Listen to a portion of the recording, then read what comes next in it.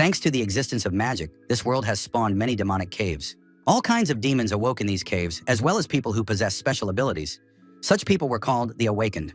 At the head of all the demons stood the Demon King Belphegor, the master of the 5 elements. The strongest team of awakened ones, called the Divine Corps, was sent to fight these demons in the caves. For the 10th year in a row, this team was led by the best warrior, Bai Yi. During this long period, the Divine Corps had fought many serious battles. Their mission was to cleanse the demon caves on the orders of a higher authority, whom they called God. And now the Divine Corps team had begun another cave-clearing operation. It was the 100th high-level demonic cave. It contained the most terrifying monsters, but they were opposed by serious players, such as a lightning element assassin named Lin Yue. This mission was designated as an L-Class cleansing operation, and the Cloud Mage Han Shaolin also participated in it. The L-Class was the highest level of difficulty for demon caves. The task was quite difficult, but after its completion, the team was rewarded with a well-deserved vacation. During the battle, Starfall was used, as well as the gravitational pull exerted by the star conductor Lucian. To deal with the demons, it was necessary to strengthen the gravitational pull and increase the power and speed of the attacks. Bai Yi handled this perfectly. After all, he was the commander-in-chief of the Divine Corps and a nuclear saint for a reason. He had perfect control over his abilities and knew how to develop the right strategy for the upcoming battle. Soon, the destruction of the Demon King Belphegor was confirmed. The team had done an excellent job. Lin Wen noted that they had finished the operation too quickly, and she even felt a little sad. She would have liked to find a couple more demon caves to entertain herself. One of the players in a black hood, whose face no one could see, said that it was a first-class mission that required all members of the unit to complete. Still, looking at the defeated demons, it felt like everything had gone too smoothly. Bai Yi said that intelligence claimed it was a special demon king with 5 elements and a hidden skill. At that moment, someone hugged the young man from behind and whispered tender words in his ear. Lin Yue clung to the commander and asked if he would treat everyone before the guys left for vacation, or suggested that they go somewhere together. Bai Yi immediately declared that they would celebrate their victory together, as usual, and do so in the holy capital. The beauty didn't like that the guy sent her away, and Han Shaolin thought that the commander didn't understand women at all. The group was making its way to the cave exit when Bai Yi noticed that one of the guys was missing. He assumed that he had stayed behind to clean up, since he hadn't even fought Benfire, as he was always too slow and preferred to slack off. The players continued on their way home, discussing the battle as they walked, when suddenly a silhouette appeared behind them. The man's hand was raised and the purge operation was activated. Suddenly, the players' bodies were attacked from behind, and they didn't even have time to react. Shaolin lay on the ground with his head smashed in a pool of his own blood, and someone had already begun to carry out the mission entrusted to him by God. Bai Yi tried to reach for his sword, but suddenly realized that his body was completely unresponsive, and he could not move his arms or legs. It turned out that all his breakfasts over the past month had been spiked with a paralyzing powder. Next, the stranger performed a divine skill, the activation of the forbidden vines. To eliminate the strongest of the players, vines were launched, entangling their bodies by their arms and legs. Bai Yi tried to talk to the attacker and find out what had happened. Could he have gone mad since the effect of the forbidden vines deprived him of consciousness and removed all his defenses? The masked man with dreadlocks said it was God's command. The L-Class cleansing operation meant cleansing the players themselves. The forbidden vines continued to squeeze the players' bodies, and soon they began to lose consciousness, unable even to breathe normally. The vines continued to squeeze and twist the players, and it became clear that the situation was critical. Everyone lost consciousness, and only Bai Yi continued to cling desperately to life. The young man tried to figure out why they were being treated this way, and why they were being destroyed, because the Divine Corps had never crossed the line. Bai Yi demanded an answer as to who God was, and by what right they were doing this to the players. The man with dreadlocks called Bai Yi his friend, and said that he was still too naive. Continuing to draw on the forbidden vines, the man declared that it was God's decision. And when God kills, he doesn't need a reason. Bai Yi's body was already starting to bleed. A little more effort and blood gushed out. The vessels could not withstand such compression. With his last ounce of strength, the young man turned to his tormentor, saying that they were comrades and had lived together for 10 years, almost like family. The guy with dreadlocks laughed when he heard this and said that they were not comrades or family. Did the commander still not understand why he had been chosen? The killer said that from the very first meeting, God had been moving these pieces, and they had always been mere pawns. All this was done only to gain their trust. The killer had to play this role for a very long time, so long that he could barely contain himself. He was almost physically sick of this company, but it was just a job, and jobs are not discussed. On May 22nd, 21-25, all participants were confirmed dead, the L-Class cleanup operation was complete, and it was finally time for vacation. That was how Bai Yi's life ended, and the killer with dreadlocks fired a control shot to his head. Some time passed, no one appeared in the cave. The bodies of the slain players lay everywhere, when suddenly the eyes that belonged to Bai Yi came to life. A distant voice addressed the young man and offered him a deal. Bai Yi did not understand where he was or what they wanted from him. The young man was bound by chains on his hands and feet. A stranger in a suit appeared before him and offered to say hello and discuss a possible plan of action. 5 elements swirled around the man, and Bai Yi guessed that he was Belfior, who, as it turned out, was not so easy to kill.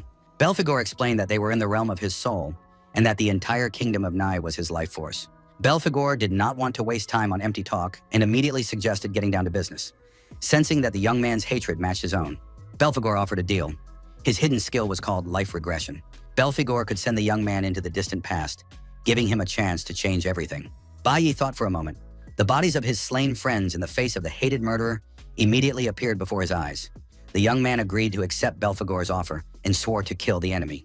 In addition, it was necessary to destroy the so-called gods sitting on their thrones. Belphegor was very pleased. As he had expected, the young man gave an affirmative answer, and so the demon prepared another gift for him. Belphegor said it was a welcome bonus and held out a heart. Bai Yi accepted it, but the young man was also interested in the price of this deal.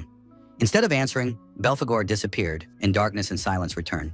A voice from afar called the young man's name several times, and he struggled to open his eyes. Standing before him was the protector of the holy nation from the Academy of Awakened High School, who looked at the boy with anger and demanded that he get up immediately. Bai stared at the woman with wide eyes and realized that he had indeed returned. The boy looked at his hands and his body as a whole and realized that he was back in time before his awakening. The teacher yelled that sleeping through regular classes was one thing, but sleeping before the awakening ceremony was the height of insolence. She ordered him to stand at the back of the class immediately instead of sitting there with his mouth open. Bai Yi realized that he had returned to his school days. He didn't know whether to be happy or sad about it, because he had truly been reborn. It was incredible, but it seemed that this was how Belphegor's hidden ability worked. Bai Yi looked at his classmates, unable to hide his amazement, because he hadn't seen them in almost 20 years. The teacher continued the lesson and said that there were 5 elemental forces in this world: electrical, plant, cloud, nuclear, and stellar. Each awakened person could possess only one of these forces. For example, the teacher herself had the rather rare cloud element.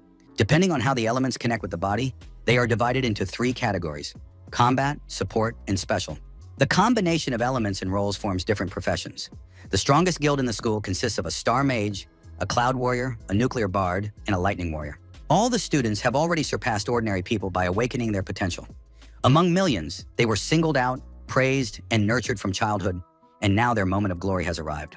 Today was the most important day in the lives of all the students because there are almost 100 known awakened professions. They are divided from lowest to highest: dust, coal, abyss, and heaven. Each student gets only one chance to awaken. And today in the afternoon, the profession of these guys will be determined. The profession will determine a person's future status in this world, and Bai Yi listened very carefully. For him, this day was happening for the second time. The boy wandered around the school grounds feeling a strong sense of nostalgia, because it was here that he had awakened for the first time. Walking through the courtyard, he saw his former friend with glasses, who had fallen right onto the road. The bespectacled boy was being bullied and teased by the older students, who called him useless trash who relied on artificial awakening. One of the guys stepped on the bespectacled boy's hand and told him not to dare block his way and not to think he was cool just because he was about to awaken. The bully declared that for an awakened rare red rank like him, all the other boys would always be insects. It was Hong Chang Sheng. The bespectacled boy offered the bully money and apologized, saying it was his fault. The boy was frightened. Bai Yi knew this school bully. In his past life, he was always getting into fights too. Bai Yi decided that Hong was just playing with his testosterone, since he was always looking for trouble. At that moment, the teacher approached and rebuked the bully, ordering him to stop behaving that way. The woman reminded him that this was a school, not a place for robberies. He replied that the boy had provoked him and that the nerd had allegedly bumped into him. The young man was acting too arrogantly. He waved a wad of cash in front of the teacher's face and said he wanted to treat his friends to bubble tea. In fact, the young man thought that if the teacher had not been so attractive, he would have gotten her fired long ago, and she would not have had to play the heroine. Teacher Huang helped the bespectacled boy up, while the group of bullies went about their business. This time, the teacher had to give in. Passing by Bai Yi, Hong pushed him and said that when they returned, they would definitely laugh at these weaklings again. At that moment, the bespectacled boy tried to apologize to the teacher, saying it was his fault, but she did not believe him. Teacher Huang always appeared strict on the outside, but she was kind on the inside and helped the children a lot after they woke up. At that moment, the students passing by shouted that it was Teacher Huang's class's turn to go to the awakening hall. The teacher reminded the children once again that during awakening, it was necessary to remain completely calm in order to avoid injury. All the children walked one after another, and in this world there were 2 ways of awakening. The first way was natural awakening, as with Hong Cheng Sheng. This usually happened to people with strong bodies and natural gifts. Awakening occurred automatically in moments of strong emotion. The other way was through the awakening hall and was the embodiment of the wisdom of countless scientists. A person was placed in a chamber where emotions and adrenaline were strongly stimulated. As a result of this stimulation, a possible awakening was artificially provoked. Various emotions were stimulated, but each time only one energy was awakened, and a blue coal rank profession could be lost, as is now the case with one of my classmates. Awakening was generally considered the only reset in a person's life, and it determined their entire future destiny. Soon it was Bai Yi's turn to go to the awakening chamber. The teacher advised him to pull himself together and not be lazy anymore, as he had been in class. In his past life, Bai Yi awakened as a Class E nuclear warrior. It was a dusty job, and the young man was constantly bullied because of it. Only in the S-Class did he awaken the rarest type. Now the young man stood inside the chamber, not knowing what he would become this time. He wanted to get the nuclear element again. Time passed, but the result did not appear. The young man was already sweating and extremely anxious. Suddenly, the system announced an error, and the boy's whole body was pierced by a sensation as if he had been struck by an electric current. This heat came from within, and then Bai Yi saw a message saying that 5 elements had been detected at once. The infinite awakening system had been activated. The indicators showed that he possessed all the elements and could now choose any class from these elements as his starting class. Subsequently, when a certain element accumulated enough energy, the young man would be able to obtain a new random class. It was also possible to improve one's initial class by accumulating the element. This was extremely strange. Bai Yi had never heard of anything like it. It turned out that the boy could choose not only the awakened element, but also the class, as well as receive new classes in the future. Over time, the young man will be able to collect classes of dust, twinkle, abyss, and heavenly ranks, and of absolutely all qualities. Only one initial class can be selected, and all subsequent classes will be assigned randomly. Bai remembered Belphegor and realized that with the awakening of all 5 elements, he had gained the ability to awaken infinitely. After choosing the initial class, all elemental scales would be reset, so he had to choose wisely. Bai Yi had been in the awakening hall for quite a long time, and his classmates began to discuss this fact. Finally, the door swung open, and the young man came out. Teacher Huang rushed up to him with a question about who he had awakened as. Bai Yi said that he would have to disappoint his teacher. The young man had awakened a class of nuclear warriors of the worst green quality, but the teacher turned out to be a good person. She tried to cheer the boy up, saying that even among the green quality, there were outstanding people, and Bai Yi should not give up. This world would not abandon him. The boy replied that he didn't need to be comforted, but the teacher understood that he was probably feeling terrible. Teacher Huang sent him home, saying that the awakening had probably exhausted him. At that moment, Hong was in the schoolyard. He laughed at the boy and added that the teacher always said this useless, toxic positivity, trying to calm the weaklings. Hong laughed openly at the boy, saying that he really would have to work hard and that it was no secret to anyone, not even Teacher Huang. Hong continued to mock him, claiming that in reality things were completely different. The quality of the dusty rank meant that Bai Yi was now at the very bottom. But that was the way of the world. The gods themselves chose people, choosing only the strong, while the weak were only needed for humiliation. The teacher tried to calm Hong down, saying that he didn't belong here, but the boy continued his taunts. It turned out that students with dusty quality could now only sit at the back desks. Such was society. If you had no power or connections, you had no future. Always in the background, forgotten by justice. The strong get the best resources and become stronger and stronger. And from the moment the dusty class awakens, their fate is already sealed. Such people can only be low-level laborers among the awakened. After all, what change can you achieve through hard work if you are part of the dusty class? Genius and dust are incompatible, so Bai Yi should not be so naive. Teacher Huang didn't want to hear any of this, but that was the truth. It was as if your fate was already decided from the moment you were born. The Academy of the Awakened reflected this order, and the teacher could not deny it because with her flickering rank, she could only work at the school for pennies. And those students who had been given a low rank were better off going home right away and not wasting the state's resources. At that moment, Bai Yi snatched the glass of tea from Hong's hands and splashed the drink right in his face. Surprised, Hong was speechless for a moment. What was this fool doing? Bai Yi replied that he was tired of the seniors' chatter. This, of course, was enough for Hong to activate his magical power and rush at the student with his fists. Teacher Huang tried to stop the young man as he was already preparing to deliver a star spike blow. This was the Star Killer's basic attack, which significantly increased the power of the blow. However, just as the blow was about to land, Bai Yi blocked it. Then the boy parried the attack, and as a result, Hong received a counterattack and flew far back. Hong flew across the entire schoolyard, scraping the asphalt with his back. It all took only a few seconds, but before the astonished school children's eyes, Hong was defeated. After a while, Hong came to his senses, but couldn't understand what had happened. Bai Yi was standing calmly in the middle of the schoolyard. The students gaped, not understanding how it had happened, how this kid could hit so hard and what was going on in general. Bai Yi held a sword on his shoulder. He was a nuclear warrior with a basic light sword, and declared that he had chosen this class himself. He made this choice consciously because in his past life, he had also been a nuclear warrior. By this time, Hong had already gotten to his feet and declared that the youngster had just been lucky last time. Hong possessed a rare abyss rank, completely different from the rest of the trash, and now he was going to show it. Teacher Huang looked at the boy in surprise.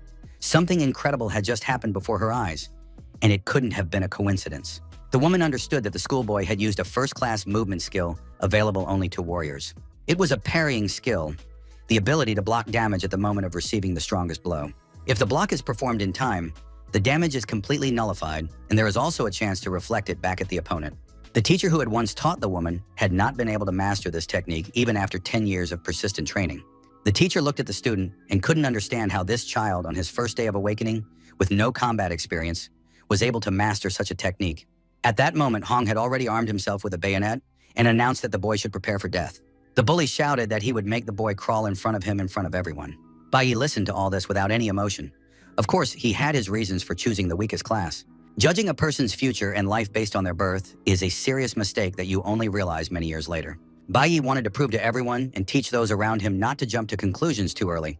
And now in the middle of the schoolyard, it seemed that a fight was inevitable. But the students knew that using awakened powers for duels at school was strictly forbidden. And besides, many people were watching what was happening. Hong Changsheng came from an influential family.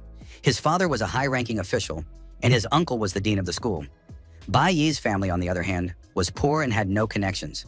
The bespectacled boy was worried that if a fight broke out now, Bai Yi would most likely be expelled from school, so he asked the teacher to do something. Teacher Huang was distracted from her thoughts, stood between the boys and asked them to stop, reminding them that they had all just awakened and might become good comrades in battle in the future. However, Hong did not want to hear about backing down.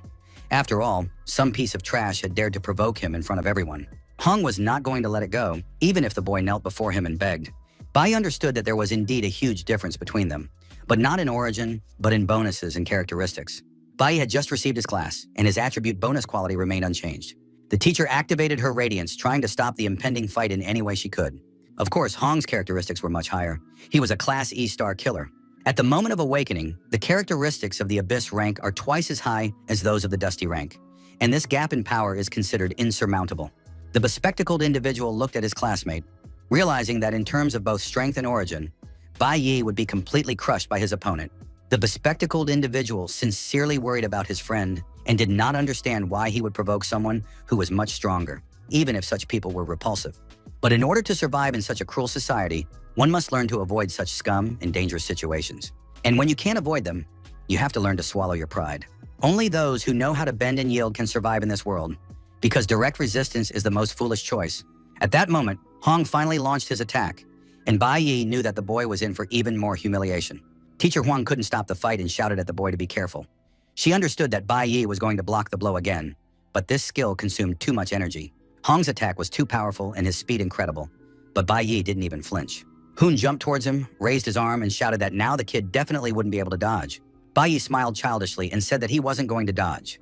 Bai Yi just smiled in response and said that he wasn't even going to dodge, because he had absolutely no reason to do so. Hong activated all the speed he was capable of, but Bai Yi calmly avoided the attack, passing through his opponent as if he were air. Hong was stunned and didn't understand how this kid had managed to get behind him. In the next moment, the bully felt that he was wounded and blood spurted from his face. Hong fell to the ground, coughing and covering everything around him with his blood, anger and hatred literally shaking his wounded body. He believed that trash, like Bai Yi, belonged in the garbage dump, not in this school, and it was even more incomprehensible how he had managed to get to Hong at all. The students in the courtyard had already begun whispering to each other.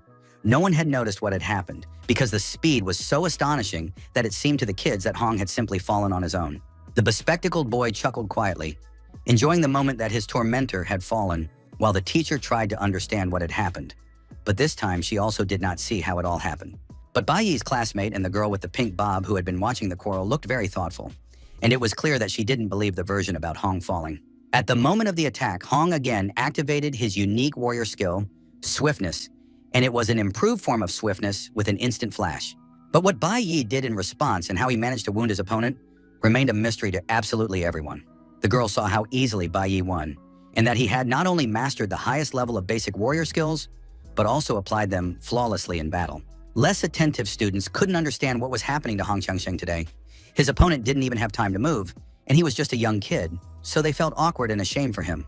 Bai Yi remained completely calm on the outside, checking his stats and noticing that fighting with his profession gave him experience, and defeating an enemy of a certain element gave him elemental points. This time he got 50 points, but it was too little. The young man wanted to start clearing the labyrinths as soon as possible. He needed to level up and advance faster than before. Bai chose the nuclear warrior because as he advanced in class, he gained unique characteristics and extremely powerful skills.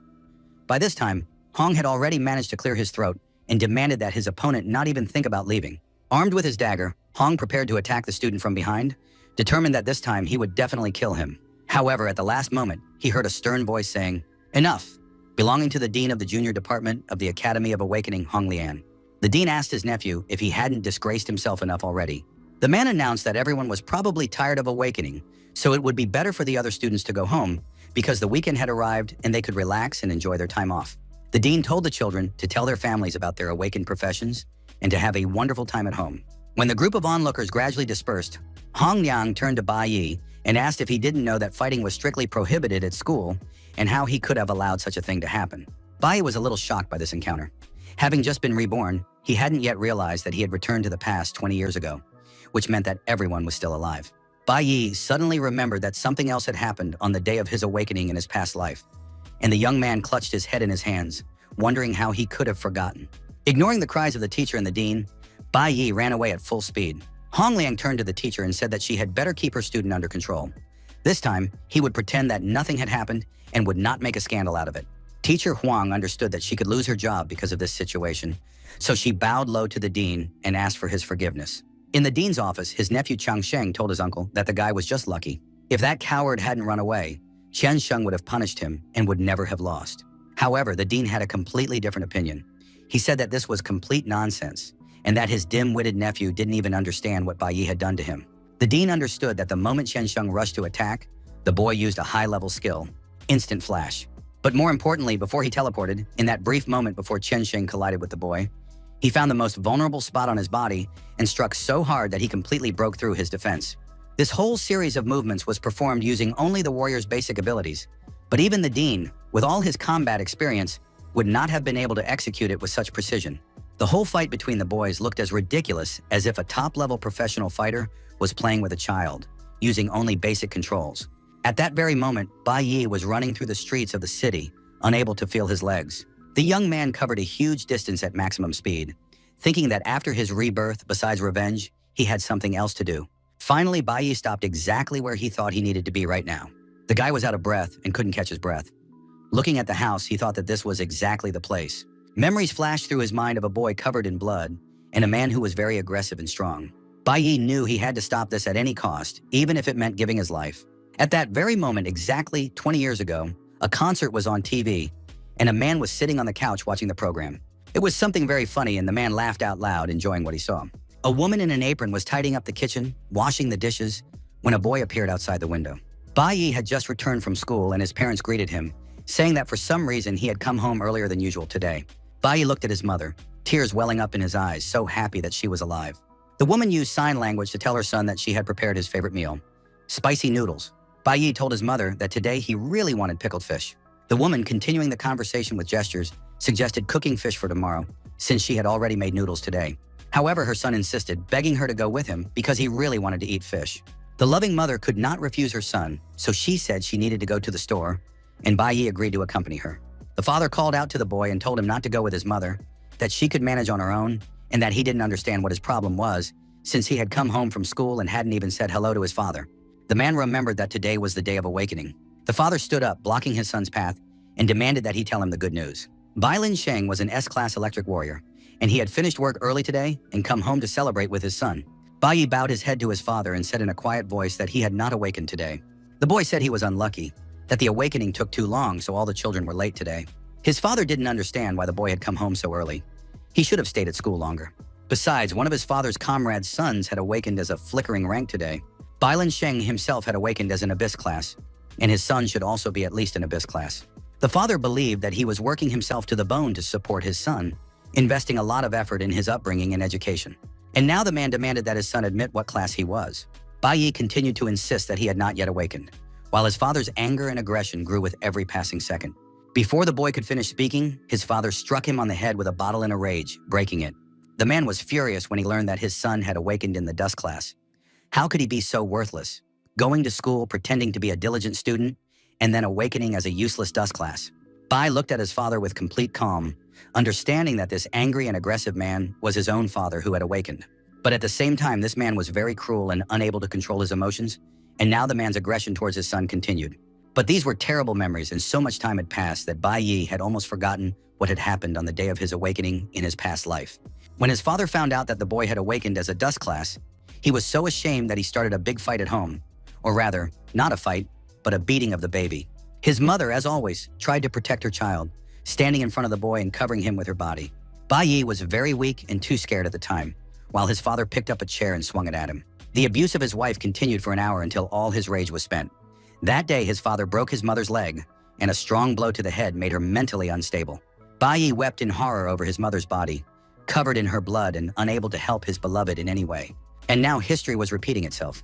Bai Yi was lying on the floor after his father hit him on the head with a bottle. The difference was that now the boy was not afraid. He lay there and analyzed the situation. Now the young man was only a Class E nuclear warrior. He had chosen this class for its special properties, but he was still too weak. His father demanded that his son get up and not lie on the floor like a weak girl. Bai Sheng was a professional S-Class electric warrior, and of course, he was very strong. Unlike the school bully, his father had a lot of experience in real combat. Bai Yi understood that he would not be able to win the fight now, so he just needed to avoid conflict. But his father was already in the heat of the moment and had no intention of stopping his aggression. He grabbed his son by the hair and began to beat him, saying that his mother should not have been allowed to give birth to such a worthless fool. Bai Yi had returned early today, so that under no circumstances would his mother be allowed to approach his father in such an aggressive state. The boy was happy that he had managed to send his mother to the store to buy fish, and now the woman was out of danger. However, at that very moment, his mother returned from the store with her purchases and found her husband beating her son. Bai Yi did not understand how she had been able to return so quickly. She must have been in a hurry to do the shopping and feed her beloved son. Bai Sheng, still seething with hatred and aggression, noticed a new weak victim in the form of his wife and said that now he would see with her how she could have given birth to such trash. In the city prison, two inmates were talking. One of them asked how the guy had managed to advance from the green rank, since usually the profession must be at least blue rank to move on to the promotion stage. The prisoners wanted to know why his cellmate had advanced so quickly. Not only that, but the guy had gone straight from green rank to the unique platinum rank, which was complete nonsense. It was also interesting why the boy had been arrested and brought here, because only those sentenced to death end up here. The boy couldn't look up. He was very upset and said only that he deserved to die. How could he have beaten his mother to death? And now, having been given a second chance and finding himself back in those terrible days of his life, Bai Yi understood that he had to change history. His father had already started beating his wife. He picked up a chair, preparing to strike the woman, but at the last moment, Bai Yi stepped between his mother and father. An experienced, awakened person, even without using his skills, is much stronger than an ordinary person. And the boy lay in a pool of his own blood on the floor. An ordinary person, in turn, would not have been able to withstand such a blow either. But Bai Yi, although injured, remained basically unharmed. The mother watched her son in horror as a terrible tragedy unfolded before her eyes. The woman could not allow the father to continue abusing the child, so she stood up and tried to shield him with her body. The man said that on the day he found out that Ruyan was pregnant with a son, he was truly happy. He thought that hope had returned to the Bai family, but it turned out that she couldn't give birth to a son, only some weak insect and trash. So the man grabbed a chair and moved towards his family. The Bai family still had to rely on Lin Sheng to restore the glory of their ancestors. But now it turned out that this worthless trash, his son, had awakened with the most useless green rank profession, a nobody who couldn't even get promoted. All because of the useless genes of his stupid wife. The man swung the chair, intending to continue beating his spouse. Bai Yi used a flash of speed and stood in front of his mother, pushing his father into the other corner of the room. Bai Yi held a sword in his hands, shielded his mother with his body, and told his father not to dare touch the woman. This reaction surprised the man and even pleased him. It seemed interesting and a good sign. Despite the wound he had received, it showed that his son had grown up. However, the man was not going to calm down and, in a new fit of aggression and anger, moved towards his loved ones. Bai Yi understood that the fight with his father would take a little longer. First, he had to block him, right at the moment when his father was about to strike. The parry was executed in time, and now there was a chance to reflect physical damage back to the enemy. But his father was too experienced a warrior, and of a higher class. He broke through directly, and soon the boy's sword was broken, and the difference in strength was enormous. Bai Yi felt his ribs ache intensely. It seemed as if they were about to break, and blood flowed from his broken nose and face. Bai Linsheng did not calm down when he saw that the boy was holding his own. His anger only intensified, for his son had dared to disobey his respected father. The man used heavy black lightning accompanied by tremendous speed, and all his attacks had the effect of an electric shock. At that moment, the father was no longer human. He had become a real monster, indiscriminate in his path. Bai Yi knew that there was no way he could dodge it, but he still tried to block the blow or at least minimize the damage. At one point, Bai Linsheng was even surprised that his weak son had a backbone, although he still considered his profession too weak and therefore decided to beat the boy to death. Deflecting his father's attacks, Bai Yi understood only one thing. In this life, he would not allow the tragedy to repeat itself. Once again, his father armed himself with a chair and began shouting that his son was not cool just because he woke up as trash and that the kid had to understand who was the boss in this house. The man raised the chair above the bodies of his loved ones. At that very moment, there was a loud knock on the door, and unfamiliar voices demanded that it be opened immediately. Bai Linsheng was extremely unhappy that someone dared to ruin such a moment. Bai Yi, on the other hand, thought with relief that they had finally arrived. The man went to the door, opened it, and asked who was there and why they were banging so loudly. Two men stood on the threshold, the captains of the inspection and investigators. They asked why it took so long to open the door and what they were doing there. Linsheng was surprised to see the deputy captain at the door of his apartment. The captain replied that they had received a report that a wanted criminal had been seen near this building. That's why they were now going door to door. The captain then showed them a picture of the wanted man and asked if they had seen anyone suspicious. Linsheng relaxed, realizing that they weren't talking about him. He said that he saw this criminal on TV every day and would definitely report it to the authorities if he appeared nearby. At that moment, Bai Linsheng's frightened and beaten wife and son were hiding in the back of the apartment. The inspector noticed the boy, pointed at him, and asked what was wrong with the child. Linsheng put his hand on the inspector's shoulder and said that the silly boy had been careless and fallen while his father was at the store, and that the deputy captain shouldn't worry about such a trifle. But at that moment, Bai Yi loudly and publicly declared that this was not true. His father had beaten him. The man did not expect such betrayal from his weak son. A new wave of anger and hatred flared up in him. Literally 20 minutes before returning home, Bai Yi called from a payphone and told the police that he had seen Snow, whose photos were posted all over the city nearby. The boy knew that the entire police force would be mobilized if they received information about Snow, but he did not expect them to arrive so quickly, even though there was plenty of time. His father began to assure the inspector that the boy was just joking, because he couldn't raise his hand against his own son. It would hurt him too. However, Bai Yi listed that the man had hit him with a stool on the arm, a bottle on the head, as well as with his fists and feet, and all the wounds could be officially recognized as beatings. This information alarmed the inspector, who was well aware of the consequences for those who had awakened, could not control their aggression, and harmed those around them. Strict laws applied. If the offender posed a potential threat, he was subject to immediate arrest and subsequent imprisonment for 15 days. The inspectors immediately drew up all the documents, knowing that they were obliged to respond appropriately. Bai Linsheng looked at his son with incomprehension and asked through clenched teeth if he was completely out of his mind. But at that moment, the inspector announced to the man that he was officially under arrest and had the right to remain silent. Linsheng again couldn't control his aggression and lunged at his son, calling him a little bastard. The inspectors immediately warned that measures would be taken if he resisted arrest. Before the door slammed shut, the father shouted that he would return and get his son. As soon as his father was taken away, Ruyun immediately rushed to her son and began to hug him, while the boy told her that everything would be fine now. This time, Bai Yi was able to protect his mother, and he had 15 days left, exactly how long it would take for his father to be released. The boy calmed his sobbing mother and told her not to worry. This was the last time, and he would have enough time to become stronger. Bai Yi would not allow his father to raise his hand against him again, especially since he had managed to steal the key to the safe. Bai Yi knew that for the sake of the items stored in the safe, his father had betrayed his comrades without hesitation. It was this very thing that had allowed him to rise from the bottom of the E-Class to the S-Class. And now Bai Yi approached the safe. The boy opened the safe with the key, knowing that his father had always kept this thing in his room and hidden it even from his family. In his past life, Bai Yi only learned of the existence of this thing after his father's death.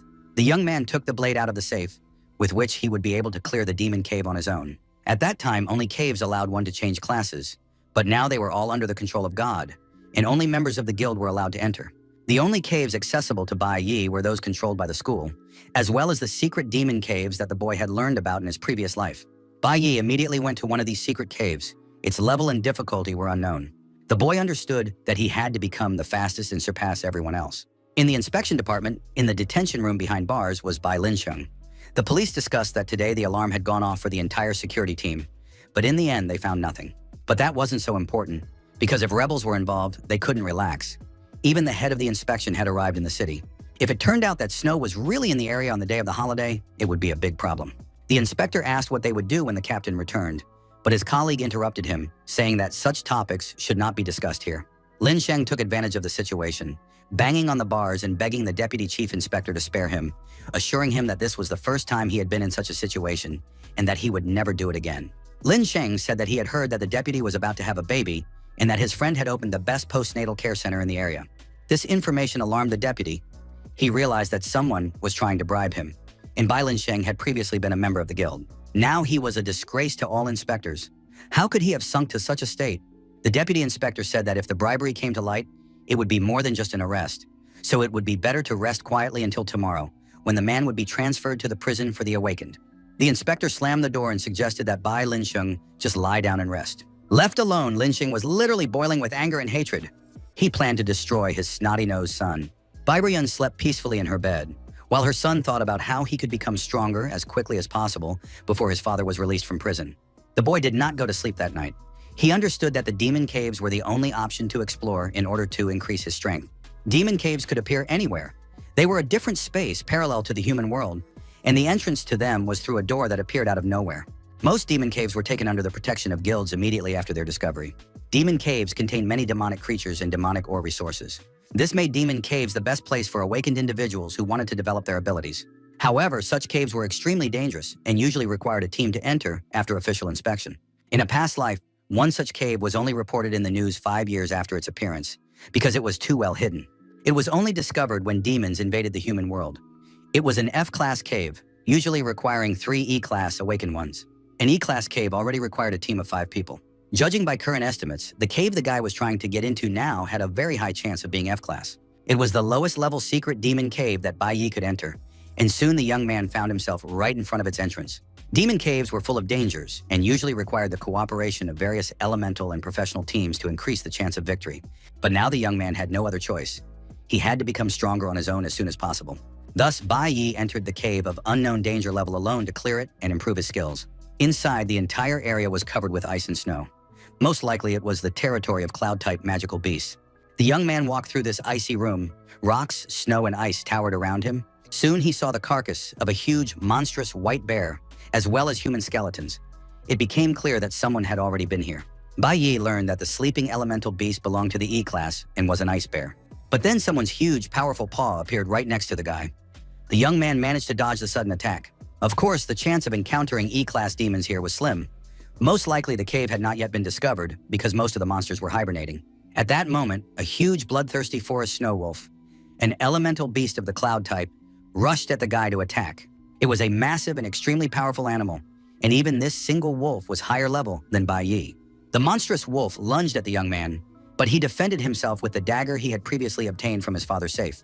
The attack was repelled, and in response, Bai Yi counterattacked the wolf at tremendous speed, using his enhancement and acceleration. This time, everything went perfectly, and the bloodthirsty forest snow wolf collapsed dead in the snow. The Class A weapon hidden in the safe could not be bought just like that. It was this weapon that made up for the gap in the young man's combat power, even though the beast had a high degree of protection. And even when striking vulnerable spots, it took several attacks to win. Bai Yi began to miss the days when he was an L-class player. Back then, he could have dealt with such a wolf in a matter of seconds. After studying the statistics, the young man realized that he needed to pass 10 levels to move up to the next class. But at that moment, a loud growl sounded behind him, and soon he saw the silhouettes of 2 more monstrous forest wolves. It turned out that the whole pack had been drawn by the smell of blood, and soon the young man was facing a whole horde of hungry monsters. The smell of blood had attracted their kin, and now one of the wolves, most likely the leader, stepped forward while the others waited. Bai Yi did not know whether the monstrous wolves would attack individually or as a pack. The young man did not wait for the wolves to decide on the order of attack, and using a critical strike, launched a series of attacks on their vulnerable spots, combining evasion and counterattack. Bai Yi struck without stopping, and soon they had an effect. The young man delivered the final blow, after which it became clear that only the king of the wolves remained to be dealt with. By doing so, the young man successfully raised his class to D. However, the young man still lacked physical strength. He had killed only 20 wolves, but he was already exhausted and felt his energy waning. The fact was that the bodies of awakened E-class beings had very low endurance, and the young man had to put his prey in a spatial backpack. Otherwise, he would have to leave many trophies behind. The ground was strewn with magic stones. Most demon caves are monopolized by guilds, so it is extremely difficult for awakened ones to level up alone. The Snow Wolf's diamond was very durable and was used to create weapons from special materials. If Bai Yi wants to get into high-level demon caves, joining the Divine Core Guild team is the only option. Awakening schools are places attached to guilds, created to find talent for their teams. For most students, their main dream is to successfully graduate from school and join one of the guilds. But if you get kicked out of the team, it could mean you'll never be able to advance. The same thing happened to the guy's dad. He got kicked out and stayed in C-Class forever. Going alone was still difficult and slow. Besides, it was terribly cold in the cave. The longer the young man stayed there, the more stamina he spent on keeping his body warm. Bai Yi looked at the number of snow wolves awaiting their fate, and a bold, boyish idea came to him. He ran away as fast as he could. The young man didn't just run, he zigzagged around the area, confusing the wolves and preventing them from attacking. Finally, after running around and warming up, the young man felt it was time to stop. Assessing the situation, Bai Yi realized that the quickest way to do so was to attract a large number of cloud pythons and bloodthirsty forest snow wolves to a single clearing. And then he made a loud explosion. The noise was supposed to attract all the remaining monsters and make them wake up and come closer. Judging by the sounds of growling and the screams of fleeing wolves, it became clear that the young man had achieved his goal. The huge ice bear, awakened by the noise, was a demonic cloud-type beast and attacked all targets indiscriminately in berserk mode. Entering berserk mode, the bear helped the young man deal with the wolves and pythons, tearing them to pieces with its paws. Now the monster attacked absolutely everything that moved. Soon, new victims among the cloud pythons and forest snow wolves were added to the young man's tally, who also finished them off with his dagger. Thus, he worked in tandem with the huge bear, developing a tactic. Bai Yi simply dodged attacks and waited for an opportunity to finish off his opponents. Although E-Class beasts are ferocious, they are mostly brainless and not very powerful. So the bear not only distracted them, but also saved the young man a lot of stamina. However, if Bai Yi wanted to gain experience points, he had to defeat the huge cloud python. At the very least, he had to deliver the final blow to this monster. The young man was doing an excellent job. At one point, a pack of forest wolves gathered around the player. They were very angry and hoped to devour him. The young man felt unwell. Even with the bear's help, he was very tired and his stamina remained low. Therefore, Bai Yi decided to move on to the next phase. The young man clutched the dagger with both hands and prepared himself. He raised his sword, believing that after such destruction, the arena's capacity must be close to its limit. All the monsters were extremely aggressive and were about to attack the player regardless of their turn. But at that moment, Bai Yi stuck his sword into the ground, and now all the monsters and beasts were trapped. During the battle, Bai Yi constantly analyzed the terrain and realized that it was not a frozen lake. The battle took place on an ice bridge suspended between two cliffs, which began to crack underfoot. The bridge collapsed, dragging many monsters with it, most of which perished. Bai Yi had to deal with the rest using his remaining strength and endurance, when suddenly a huge boulder appeared in front of him. This was the fastest way to level up. When one fights against 100, the battle increases all characteristics. As he destroyed wolves and bears, Bai Yi thought about how every demonic cave had a final boss, and now he was getting closer. For an E-Class cave, the boss should be something like a cruel king, and the noise of the battle and the destruction of the bridge should have awakened him. Looking at the huge white bear, the young man thought that it was not the boss and did not understand why the final enemy had not yet appeared. However, he suddenly felt an effect on his body and realized that it was an ice spell. Everything around him was permeated with waves of magic, and even the cave demons felt its effect.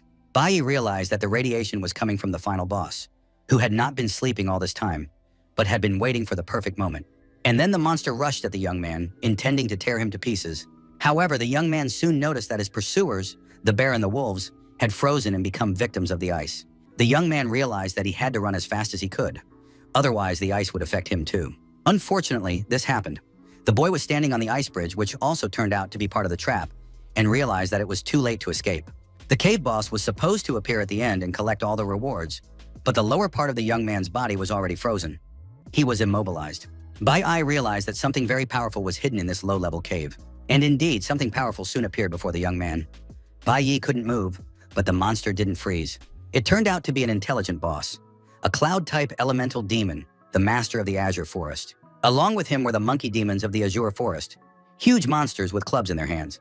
The huge lord of the Azure Forest looked at the young man with a hungry gaze. He had managed to trick the player and was now enjoying it.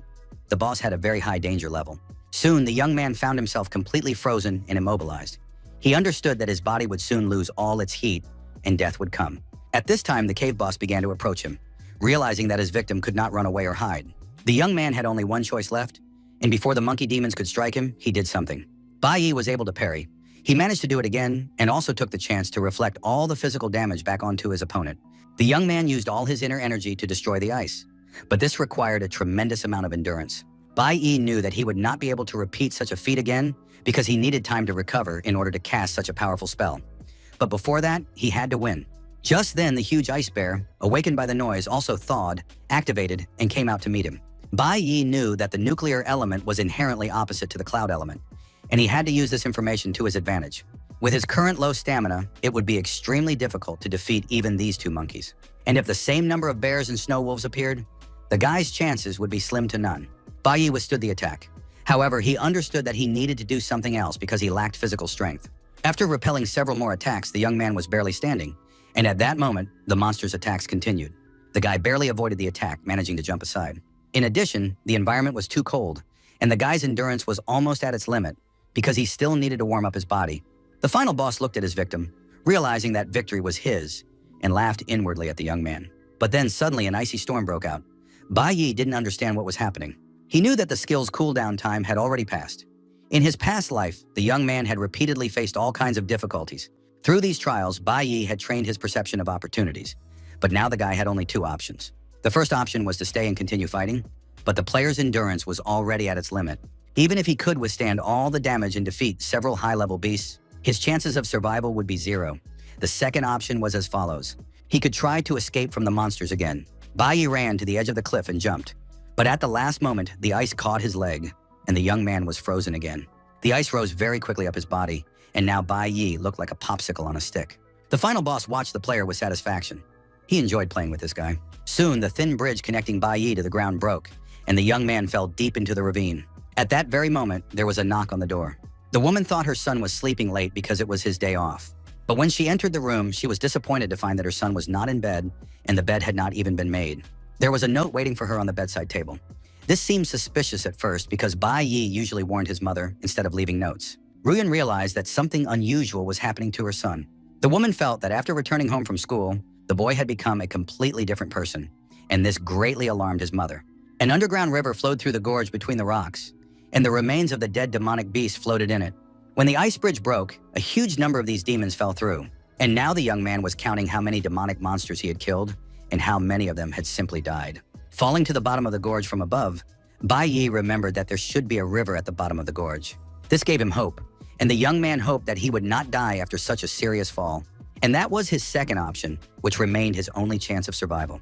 However, when the boy fell into the water, he had to break the ice around him again, which took up almost all of his stamina.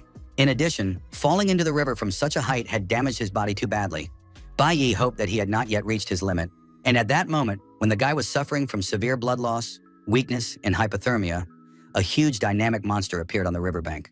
It was the Ice Lord, a demonic beast of the cloud element that took the form of a saber-toothed tiger. Memories flooded his mind when someone raised a glass and said that the young man had returned, but didn't even invite him to drink. It was Lin Yue, who wanted to hug her friend as soon as possible. Lucian asked if they could quietly eat foie gras with rice today. A hooded team member studied a stand with various data and asked Bai Yi to explain it to him and help him understand.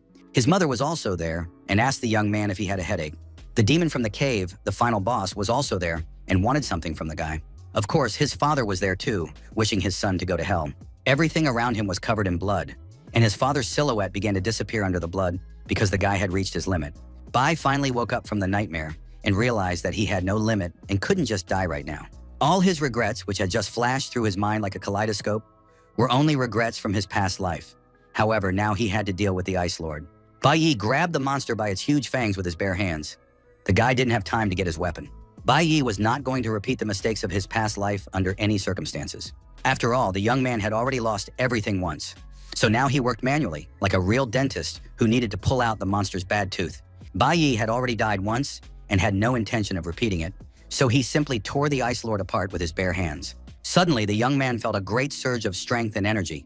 He began to rise, realizing that a real transformation had taken place within him. It is known that only a desperate situation can cause a class increase, and now Bai Yi stood before his opponent completely strong and confident in his abilities. The decision to go through the maze alone, lure the monsters, and then jump off the cliff was still too risky, but it was worth it. Bai Yi was able to earn a large number of points by destroying his opponents. The Ice Lord was furious because his signature and terrifying fangs were broken. Bai Yi thought that he constantly threw himself into hopeless situations. all in order to get rid of the sticky feeling from the past. This terrible feeling of regret that he had failed to save his family and loved ones, these extremely strong emotions triggered a maximum release of adrenaline. And now, thanks to the adrenaline, the process of advancement and enhancement of all the body's capabilities and abilities began. He failed to level up, but he did learn an advanced skill. It wasn't enough to level up, but the guy was able to master the ultimate skill ahead of time. And now he possessed the core of the Holy Swordsman, and it was time to clear out this cave once and for all. Now the young man killed monsters with a single blow and did not waste his strength on repeated attacks. Bai activated Pure Land and cut down several enemies at once with a single movement of his hand. Soon the Ice Lord was also defeated. The young man gained a large number of profession points. In addition, his health was restored and his endurance increased. Now Bai felt quite comfortable. The young man immediately received the title Wanderer of the Ice Fields and also reduced the damage from cold. Bai was going to learn the ultimate skill Sanctuary and then return to deal with the boss. Having reached the 8th level of the E-class, the guy felt that killing monsters of this class had become very easy. In addition, he now hardly felt the cold. Sanctuary can accumulate all damage received and release it at once on a group of enemies. It is activated only after sufficient fatigue and damage have been accumulated. Bai climbed up the rock to reach the final boss and the monkeys. With the help of Sanctuary, the guy's stamina was fully restored. He didn't know how much time he had spent in this cave, but he felt he needed to hurry or his mother would start to worry. Climbing up from the gorge, a gazebo-like house appeared before the boy's eyes.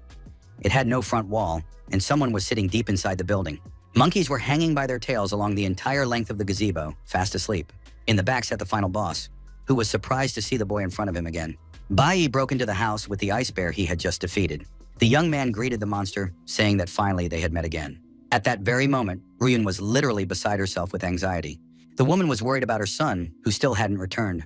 In fact, it was unclear where he was. Bai was almost fine and was known to be in the demonic cave in the final boss's house, which he had almost completely destroyed.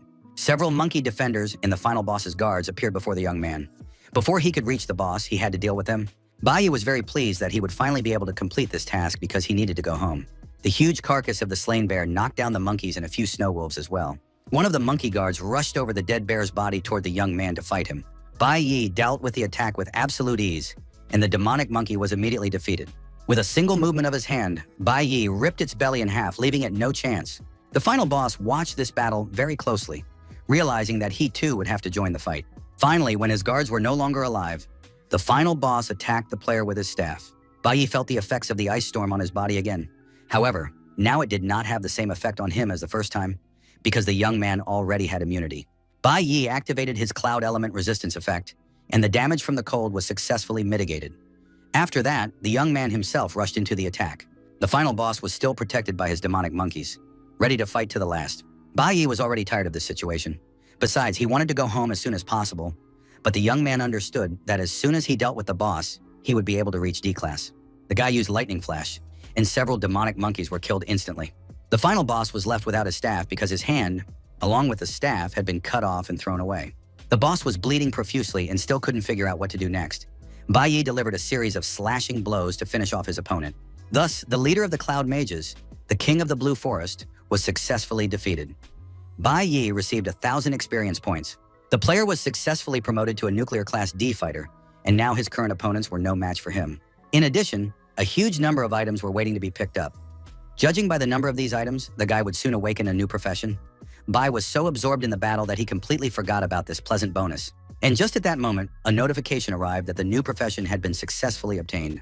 It was the profession of Cloud Mage, which could be changed at any time, giving a huge number of bonuses. In addition, its characteristics were almost the same as those of a D-rank warrior. The monsters in the dungeon watched with interest as the player became stronger and more powerful right before their eyes. But since things had turned out this way, it was necessary to test his new abilities on these demons. Bai successfully switched to Cloud Mage mode. After that, the guy pointed his staff at his opponents and decided to try out a new profession that he had never had before. Ruyun was still sitting in the room, waiting for her son to return. The woman was so nervous that she couldn't think of anything good. Suddenly, the apartment door opened slightly, and Bai entered the room. The young man apologized to his mother for keeping her waiting so long. He was holding a bag in his hands. The woman, bursting into tears of joy, rushed to hug her son. Bai said that he had a proposal for her and that he would tell her everything now. Her son suggested moving far away from this place.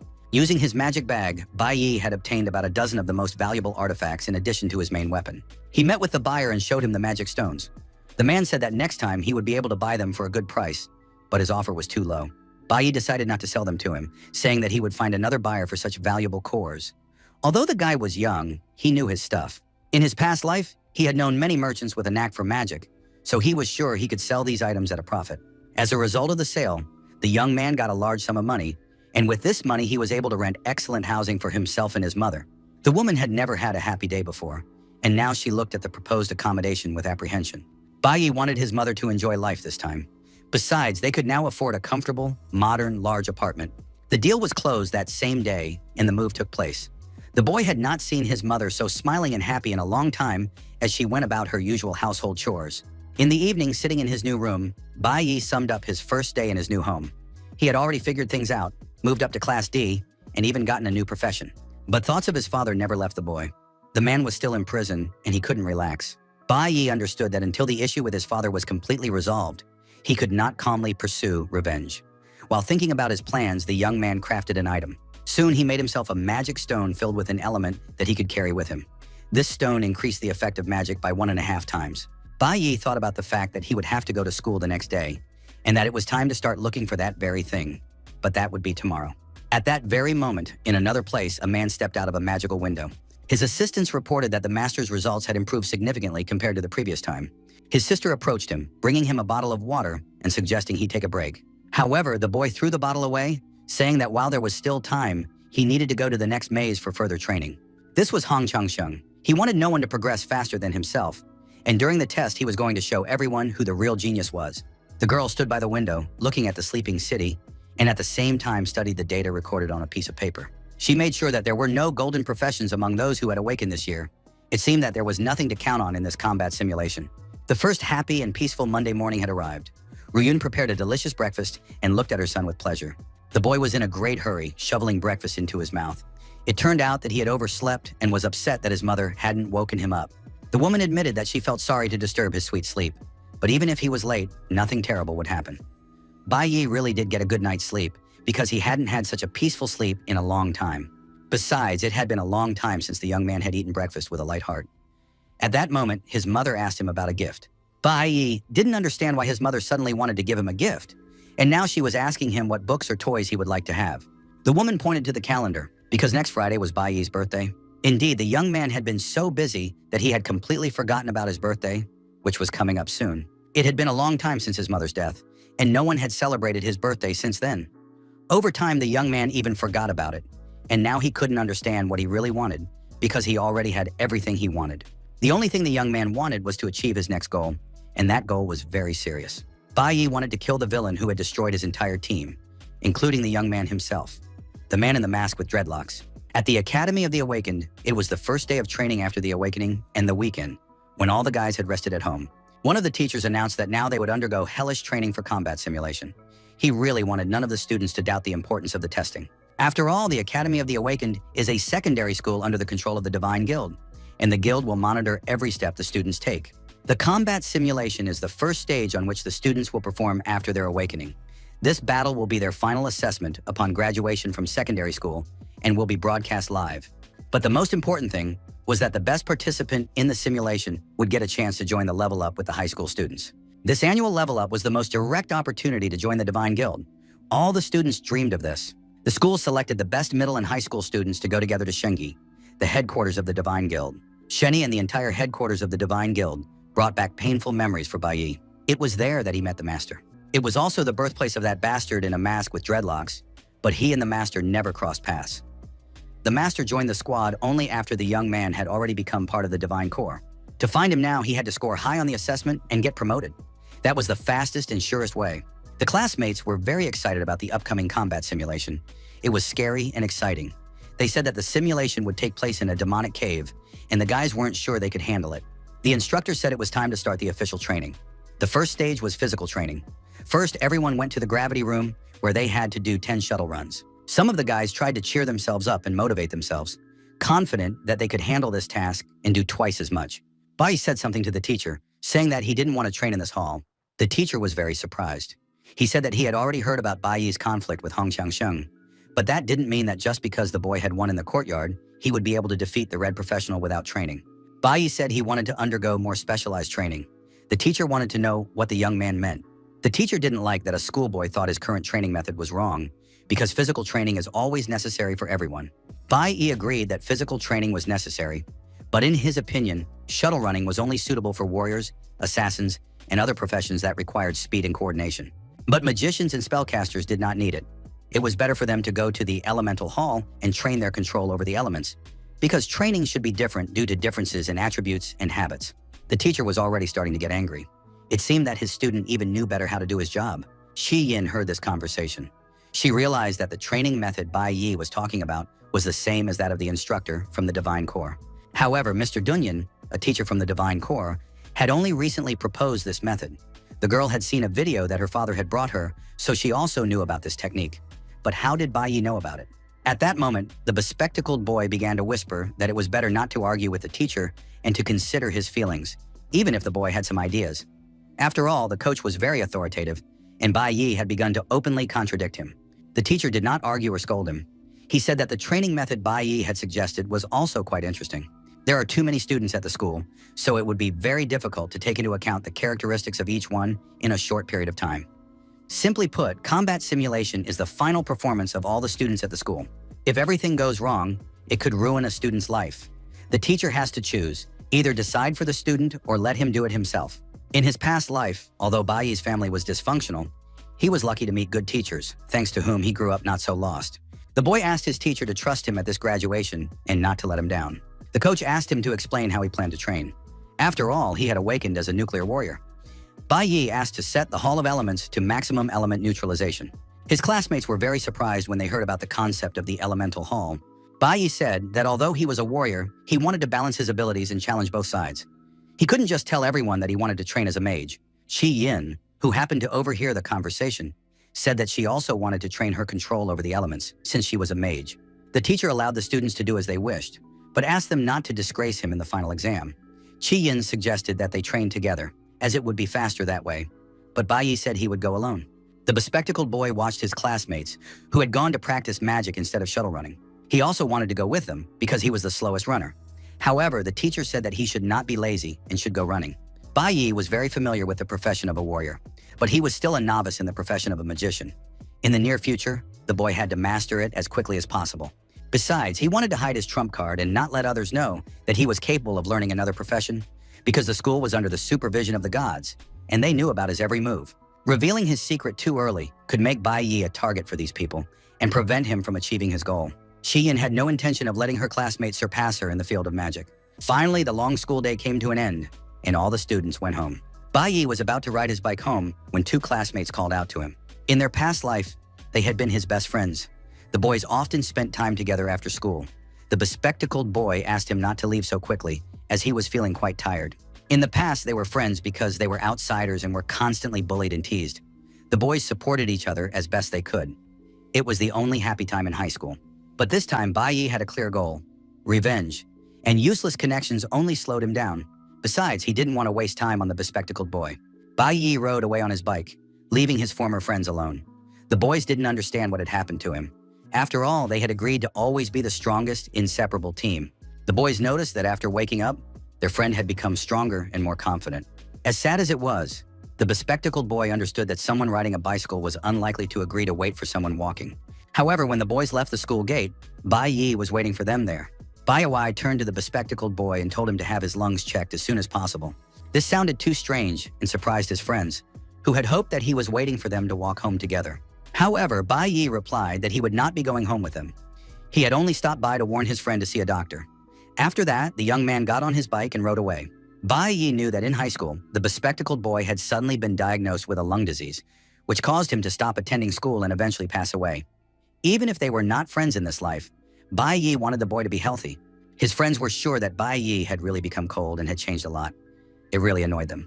But they said that they still felt that their friend was the same as before. The training ground for recruits was called Holy Nation and was located on a beautiful seaside. One of the guys was sunbathing and said he had heard the news about a newcomer who had just joined the Divine Guild and had made a very bright impression. Behind the sunbathing man stood the guy who had broken all the records. The stranger with dreadlocks said that Mr. Dunyan would praise him, and he had just come to introduce himself. Sitting at home during dinner, Bai Yi asked his mother to try not to leave the house alone in the evening. The guy promised to come early and bring all the necessary groceries. His mother agreed to fulfill her son's wish. She reveled in and enjoyed her happy state. Bai Yi thought that this was still not enough. He had to provide his mother with a more stable and secure life as soon as possible. At that very moment, in the prison of the awakened, the prisoners were being sent to dinner. They stood in a line, one behind the other. Each of the men approached the serving window, where food was placed on their plates. During this process, one of the prisoners passed a bribe. That prisoner was Bai Linsheng. The guard confirmed that there was no need to worry and that everything had been taken care of. Tomorrow, the man would be able to leave. The next day, training continued on the school campus. Bai Yi practiced controlling the mage, the main thing being the timing of application and calculation of the element's power. One of the students was also training hard. He was going to finally run the full number of laps today. The bespectacled boy also did not waste any time and diligently did push-ups. Training was in full swing for all the boys. Bai Yi left the magic training hall quite satisfied with his results. The guy was about to go home when suddenly his friends called out to him and suggested having dinner together in the evening. Bai Yi declined. He said he needed to get home early. The young man added that his friend's skill required too much preparation before shooting and that he needed to practice his starting movement. The next day after school, the bespectacled boy went to the school hospital to have his lungs checked. The doctor said that the boy had come just in time. He had a strange parasitic tumor in his lungs. It was growing very quickly, and if it wasn't stopped in time, the doctor advised him to make an appointment at the city hospital for surgery as soon as possible. They would remove the tumor and everything would be fine. The bespectacled man was upset, of course, but said he would definitely make an appointment next week. But he couldn't get Bai Yi out of his head, the one who had advised him to have his lungs checked. Four Eyes didn't understand how his friend even knew about his health problem. Indeed, something strange had happened to Bai Yi. At that moment, some high school students were talking near the hospital. They were discussing how Hong had raised his level again. He did this because he had his own demonic cave at home for training his family army.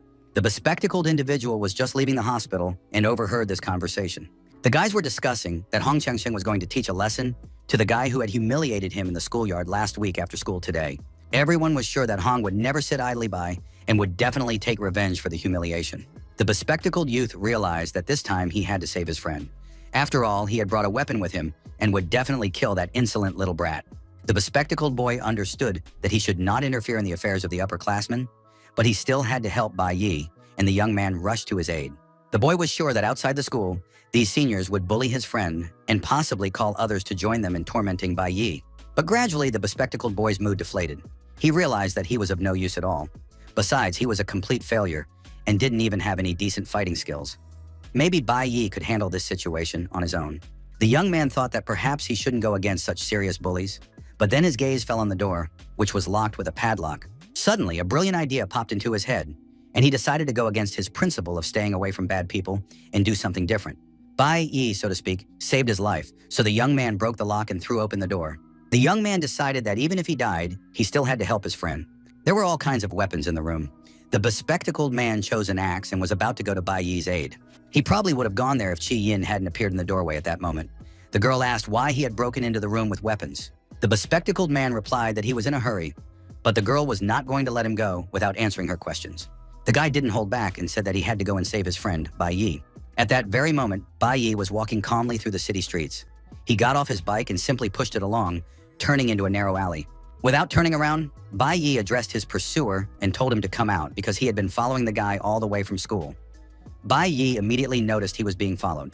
Hong Qiansheng came around the corner and said he had come to deal with the guy for what had happened last week. The guy had a weapon in his hands. Bai Yi did not look scared at all. He asked the guy, "Do you really think you can beat me now?" Instead of answering, Hong rushed to attack, using acceleration, and said that he hadn't been sitting around doing nothing all this time. The guy was about to strike him in the back, but his movements were easily read. Bai Yi moved instantly. In that same second, Bai Yi's weapon appeared in his hands. With his next move, he was able to counterattack and cut Han's weapon in half. Qian Sheng felt that the guy's attack power was even higher than his. He didn't understand how this was possible. Bai Yi said that one should not think that only Hong had become stronger over the weekend. The battle ended almost immediately. Bai Yi thrust his weapon near his opponent's face, holding him tightly by the neck. This battle made a very strong impression on Hong. After long training and growth, even though they were the same age, he was facing someone he could never surpass. Qian Sheng did not understand how his opponent had been able to grow so quickly, how he had done it, and what level he was now at. The guy was very angry. He shouted that it was completely impossible because the young man had trained after school and worked hard to become better. He tried very hard. Bai Yi listened to these confessions, then asked the guy, holding a weapon to his throat, "Have you ever died?" Hong was clearly scared, but he tried to hold his ground and said, "Stop talking nonsense. Just kill me or torture me and do whatever you want." Bai Yi still had his opponent by the throat, but he knew he didn't hate him that much. The guy had followed him all this way, but he didn't attack him from behind or call his friends for help. He came alone. Hong just wanted to test his strength against Bai Yi and decided to do it fairly. Qiansheng was very humiliated. He didn't want to listen to this nonsense and demanded that the guy kill him today, otherwise next time he would kill Bai Yi himself. At that very moment, the rescue team had already arrived at the scene. The guy with glasses and an axe and Qi Yin sat behind the trash cans and watched the battle. Seeing what was happening, they realized that there was nothing they could do in this fight. Bai Yi turned to his opponent and said that he had been waiting for him and offered the guy a deal. Bai Yi promised to tell him how to become stronger and faster. But in return, he wanted something from the guy. Finally, the day of the test arrived and the training week was over. All the students were gathered in the training hall. The teacher announced that the combat simulation was about to begin. In addition to the coach, the school dean and teacher Huang were also in the hall. The coach addressed the students, saying that even though it was called a combat simulation, they would be going into a real maze. Most of its power was sealed by a barrier, but there was still danger. There were many monsters in the cave, so they would have to act within their capabilities. For the safety of the students, the school assigned senior students to accompany the younger ones. Usually, these students do not participate in combat, but in case of danger, they intervene or end the simulation. All the students will be divided into teams of 4 to 5 people, where one senior student will lead 3 or 4 students into the dungeon. The students will have to choose between F-class or E-class caves. Of course, the E-class cave is very difficult, and the students are not strong enough to choose it. Failing the test can lead to a loss of academic points, so it is necessary to assess one's abilities in advance and calculate the consequences. After that, everyone began to choose the level of the maze. When the students make their choice, the corresponding teams will be formed. The coach asked those students who wanted to choose the E-class maze to raise their hands. There were very few such daredevils. Among them was Qi Yin. The bespectacled boy and his friend discussed how brave some of their classmates were to challenge the dangerous E-class. But most likely they did not have a green profession.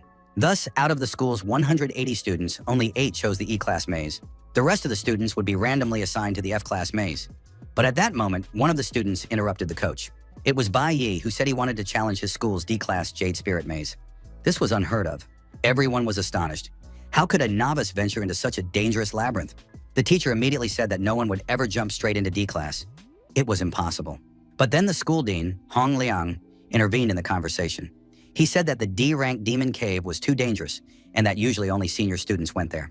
However, Bai Yi replied that the school charter did not say that this cave could not be taken, and the rules of simulated combat allowed you to choose your own level.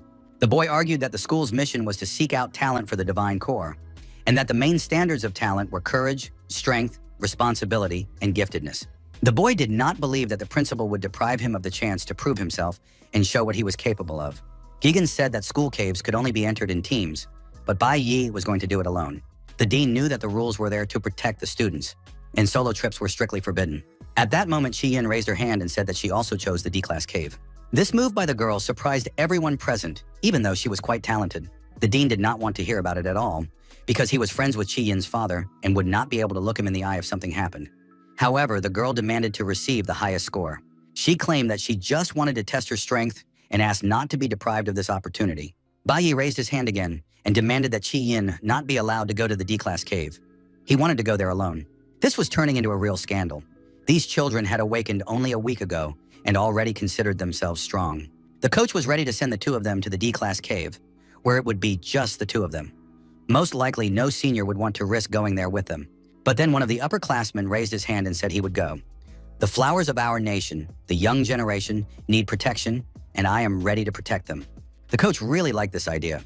After all, if Zilin went into the maze, he would be at ease. Qi Yin was surprised. She knew that Zilin had almost made it into the elite school building. Bai Yi was also surprised to learn that Zilin was in the elite school building. The guy had never heard of it. In his previous life, he had never crossed paths with this young man. Xylin looked at the younger student, considering him to be another peacock who didn't know his limits, rushing to spread his feathers in front of everyone without even assessing himself. When all the teams were formed, the coach lined everyone up in front of the goal and announced that the simulation test was about to begin. The coach warned that professional equipment would be constantly monitoring all the students inside the caves, and that the entire test would be recorded. The coach encouraged the students to give it their all. He wished everyone success and a safe return. Finally, the time had come to determine which of the students would score the most points. This time, Bai Yi had to seize this opportunity. The Academy of the Awakened was built on a site once conquered by the Great Demon Cave. Both the senior and junior high schools were located above this cave, and each had its own entrance to the cave. The Great Demon Cave spawned many smaller caves nearby, which are ideal for testing students. These caves vary in difficulty and class, and students practice their professional skills in them. Most caves are controlled at levels F to D. Once the students pass through the entrance to the labyrinth, it means that a simulated battle has begun for them. The boys were very nervous before this test. The entire test will be broadcast live, and every action of the students will be recorded. Bai Yi understood that he needed to be careful and not reveal all his trump cards in the face of unknown threats, as well as in front of the cameras. It was an excellent demonic cave, and it had exactly what Bai Yi needed. The boys cautiously moved deeper inside, looking around carefully. Zilin looked very confident and relaxed. He told the younger students not to worry because he would definitely protect them, especially since he had already been through this cave with others. Qian wanted to know how strong the monsters in the D-Class cave were. Zilin replied that they were approximately between levels 5 and 15. Stronger monsters in school caves are sealed away, so D-Class creatures almost never appear. Not to mention the boss, but still, high-level monsters should not be underestimated. Sometimes their attack power and speed can be overwhelming. After all, the girl had just awakened, and she was very weak compared to these monsters. Zilin promised to find weaker monsters for the girl so she could earn points, but for now she needs to relax because her senior mentor is here and won't let her suffer. At that moment, Bai Yi tried to escape, thinking that his partners were busy talking, but Zilin called out to him, saying that he shouldn't do that. After all, if the guy ran far ahead, he could provoke the monsters. Bai Yi replied that the young man was talking too much. In general, it was better for him to stand quietly and not interfere, because Bai Yi did not need his help. Zilin was very annoyed by this response and behavior. Qian listened with her mouth open and was amazed by Bai Yi's self-confidence. The progress of the group of players was being broadcast via video camera at that moment. This year's simulated battle began to be broadcast throughout the school, and all available students, as well as teachers and other interested people, watched the test. Others also watched the test, noting that it was quite an interesting show. It was likely to be fun. This year, one of the younger students chose the D-Class dungeon. The female captain asked what type this student belonged to. As funny as it sounds, he was the weakest green warrior. I would like to understand where this boy got such confidence. Meanwhile, the bespectacled boy was shaking a tambourine to make as much noise as possible and scare away the monsters. He was in a sealed F-Class demon cave and was also trying to pass his simulated battle. His classmate told the guy that he was just a spell reader. He needed to stand in the back, cast buffs, and stop being so nervous. The bespectacled boy did not understand how an F-Class demon lair could be so frightening. Among the low-level F-Class monsters were a ferocious fang, a star leopard, and several other beasts, but their level was lower than the first. In the sealed E-Class demon lair, things were no longer in order. Some of the students were injured and had to be treated. Hong Chengsheng announced that if his charges couldn't handle it, he would have to deal with these demons himself. The young man rushed to attack the monster because, among other things, he wanted to outrun Bai Yi. In the sealed D-Class lair, everything was going according to plan. Bai Yi was doing an excellent job of dealing with the monsters. He successfully killed the enraged main goat, which was a demonic goat. Bai Yi destroyed the monster fairly quickly without any dangerous situations. Zilin didn't even have time to notice how this kid destroyed Mene. Qian looked at her comrade with admiration. Ahead of them were some strange giant bugs with huge eyes and sharp jaws. Bai Yi said that these monsters were sealed here, so they could only use half of their power. Because of this, they weren't that difficult to deal with. Qian still couldn't calm down. Even with only half his strength, the guy was fighting a whole crowd of demons at once. The girl realized that she was still far from Bai Yi's level, but the young man advised her not to compare herself to others. The guy looked back at the beauty and said that it was better for her to be herself. Qian was literally on cloud 9. She said she would definitely try, clutching the book of magic spells to her chest. Zilin was already starting to get angry and jealous, because this greenhorn had taken all the glory and recognition for himself. He said that he shouldn't get cocky and should remain cautious because this was still a D-Class dungeon. As the senior member, he wanted to give the young students some advice. Qian was sent to the right to defeat the monsters there. Bai Yi said that the maze with 3 caves would be difficult to navigate, so he decided to go to the left flank. Thus the group split up, but most of the cave was sealed with a huge magic lock. Zilin noted that once again, this youngster had ignored him and was not listening to the advice of his elder. Bai Yi told the girl that the monsters on the right were weaker and that she could easily handle them on her own. The simulation battle tested the abilities of each student, and in the end, Qian came to the test. She should try to do something on her own. The girl wanted to get a good result. Qian realized that the young man was trying to cheer her up, and inspired by his confidence, said that she would indeed deal with the demons herself. Qian went to the left, while Bai Yi chose the stronger demons on the right. Zilin was offended that this young upstart was not listening to his advice, so he decided to teach the insolent boy a lesson and took out his bow. The battle was broadcast live, and all viewers could see what was happening in the various demon caves. Bai Yi attracted the most attention, as he single-handedly defeated so many monsters. The teachers tried to figure out his level, but it was only marked as E1. In addition, the teachers noted that the guy was not only capable of destroying monsters, but also of correctly building tactics. He took on the stronger demons himself and sent Qi Yin to the weaker ones. He noticed the elemental vulnerability of his opponents and directed the magical plants to deal with the star monsters. Although this was an individual test, he made the right tactical decision and seemed to have a good understanding of the situation as a whole. The coach remembered how the boy had asked him to believe in him and promised not to let him down on the exam. It was nice to realize that the boy wasn't just bragging, and now it became even more interesting to see what would happen next. Bai immediately noticed that the star monsters were mainly coming from the right cave. These monsters were not only low level, but also vulnerable to the plant element. That's why the young man decided that Qi Yin could handle such monsters. Qi Yin recited magic spells. Her face was filled with fear as a huge giant beetle approached her. But then she was able to summon a wall of vines, and the beetle was stopped by the plants. After that, the beauty added a poison effect and several additional walls. This proved to be enough, and the star beetle was successfully destroyed. Qi Yin was very happy that she had managed to defeat the monster. The girl was happy and began to believe in her own strength. When magicians reach E-class, they receive their main professional skill. Each magician has their own. Qi Yin possessed the ability to create a poisonous wall from plants. This skill allowed her to quickly grow a canvas of vines with poisonous thorns. Considering that it was her first time in the dungeon, her ability to fight high-level monsters alone, and her quick thinking in using the wall to trap the monsters spoke to her outstanding talent. Bai stood in front of the gate and realized that the truly dangerous D-class monsters must be sealed here. Now he was calm, knowing that Qi Yin could handle the demons on her own and didn't need his help. Thanks to this, Bai Yi was even going to hide his true strength during the live broadcast and get a high score. Of course, he had to take into account that the students were accompanied by cameramen everywhere. He just had to figure out how to carry out his plan in such a situation. Zilin was no longer going to help his wards because they completely ignored him. The guy thought that they had become arrogant and did not respect their senior. Since they could rely entirely on themselves, Zilin decided to prepare a surprise for them. The young man took his bow and drew the string, preparing to shoot an arrow at some target. The arrows of light were launched.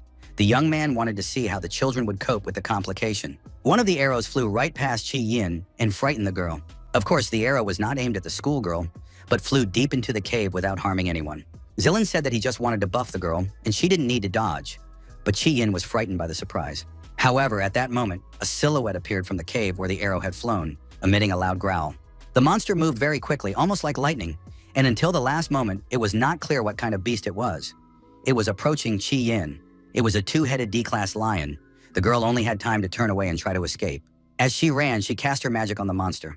However, the two-headed lion easily dealt with the poisonous vines. Qi Yin continued to attack with vines, but soon realized that they were useless in this situation. The huge two-headed lion opened its mouth, preparing to attack Qi Yin. The girl didn't have time to do anything and thought that her end had come. Zilin watched the scene with a satisfied smile, because this was exactly what he wanted to achieve. Now she would definitely ask for help, and the young man would triumphantly save his student. But at that moment, activating his swiftness, which increased his speed and reaction time, Bai Yi rushed at the two-headed lion.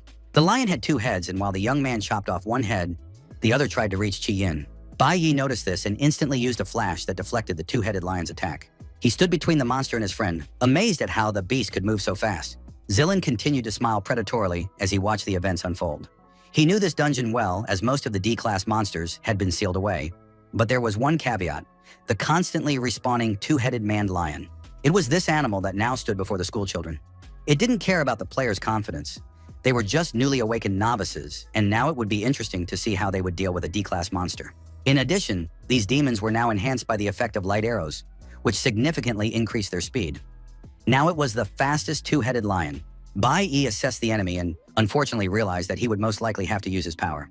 The guy pushed Qi Yin back, saying that she couldn't handle this monster right now. The girl was really scared. At that moment, the two-headed lion went into berserk mode and rushed at the players. It looked truly terrifying. Qi Yin, although unable to defeat the monster herself, decided not to waste time and use the wall of vines again. She built it up layer by layer, and soon it was a triple wall that briefly slowed down the two-headed lion. Bai Yi was genuinely surprised by this turn of events. He turned to his friend and looked intently into her eyes. Qi Yin promised not to be a burden, but asked to be allowed to help in the battle. Although it was a D-class monster, she was ready to fight it. Zilin watched what was happening and couldn't understand. Had the girl gone mad, since she had just been almost eaten by a two-headed lion? Bai Yi also praised his friend, saying that he thought she would be scared, but she quickly pulled herself together. The words of support gave Qi Yin confidence. She said that she had trained hard and couldn't just lose like that. Besides, she felt confident with Bai Yi by her side and knew that she would definitely not die. Bai Yi noted that she had used 3 layers of her skill at once. Her elemental power was limited, so she shouldn't waste it. Bai Yi remembered Qi Yin from his past life. Even then, she had shown in middle school. Once the girl came to school, introduced herself, and said that she dreamed of joining the Divine Guild and becoming a divine officer. She was confident, optimistic, and generous, and she had an influential family, but she remained modest. She was the class president at school and took her responsibilities seriously. After that, their paths diverged, and Qi Yin probably continued to live a normal life. However, now she has become a person who can be trusted. If no accidents happen, she will be able to pass the test while hiding her true power. Zilin believed that these two young men would not be enough to fight the two-headed lion, and that the wall of vines would not last more than a couple of seconds. Real combat cannot be won with confidence alone. With their level of strength, the boys would not be able to cope with the powerful beast. The young man waited for the school children to start begging for mercy and asking him to protect them. And that moment would soon come, because they would have no other choice. Then Zilin would teach these brats what it meant to respect their elders. At that moment, the two-headed lion broke free from the vines. Bai Yi was going to distract the lion, and the girl had to decide when to use the poison element. The comrades scattered and the two-headed lion rushed forward. Bai Yi managed to wound the monster, so the beast chose him as its main target. He ran away from the pursuit at full speed, and the huge demonic two-headed lion ran after him. Bai Yi ran to the riverbank and without hesitation jumped into the water. The monster rushed after him, and the two-headed lion was already swimming underwater. Bai Yi signaled to his partner to activate the wall of vines right in the water, and the monster was caught in the plant nets. The lion tried to break free, but Qi Yin reinforced the wall again and again. Then the girl ordered the plants to tighten, and they gradually pulled the body of the huge monster in. In addition, it was poisoned by poisonous thorns. At that moment, Bai Yi jumped out of the water, and his role as bait worked perfectly. The guy was sure that the monster would not be able to free itself, and all that remained was to complete the test and get the highest score.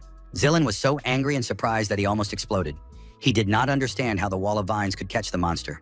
Even he himself could not have subdued the two-headed lion so easily, especially after it had been strengthened with arrows. It turned out that the poisonous lion could not use its skills in water, while the abilities of the plant element were enhanced there. Using the simplest elementary countermeasures and teamwork, the guys easily subdued the dangerous monster. All the teachers noted Bai Yi's leadership qualities and reaction. None of the teachers had any doubts left.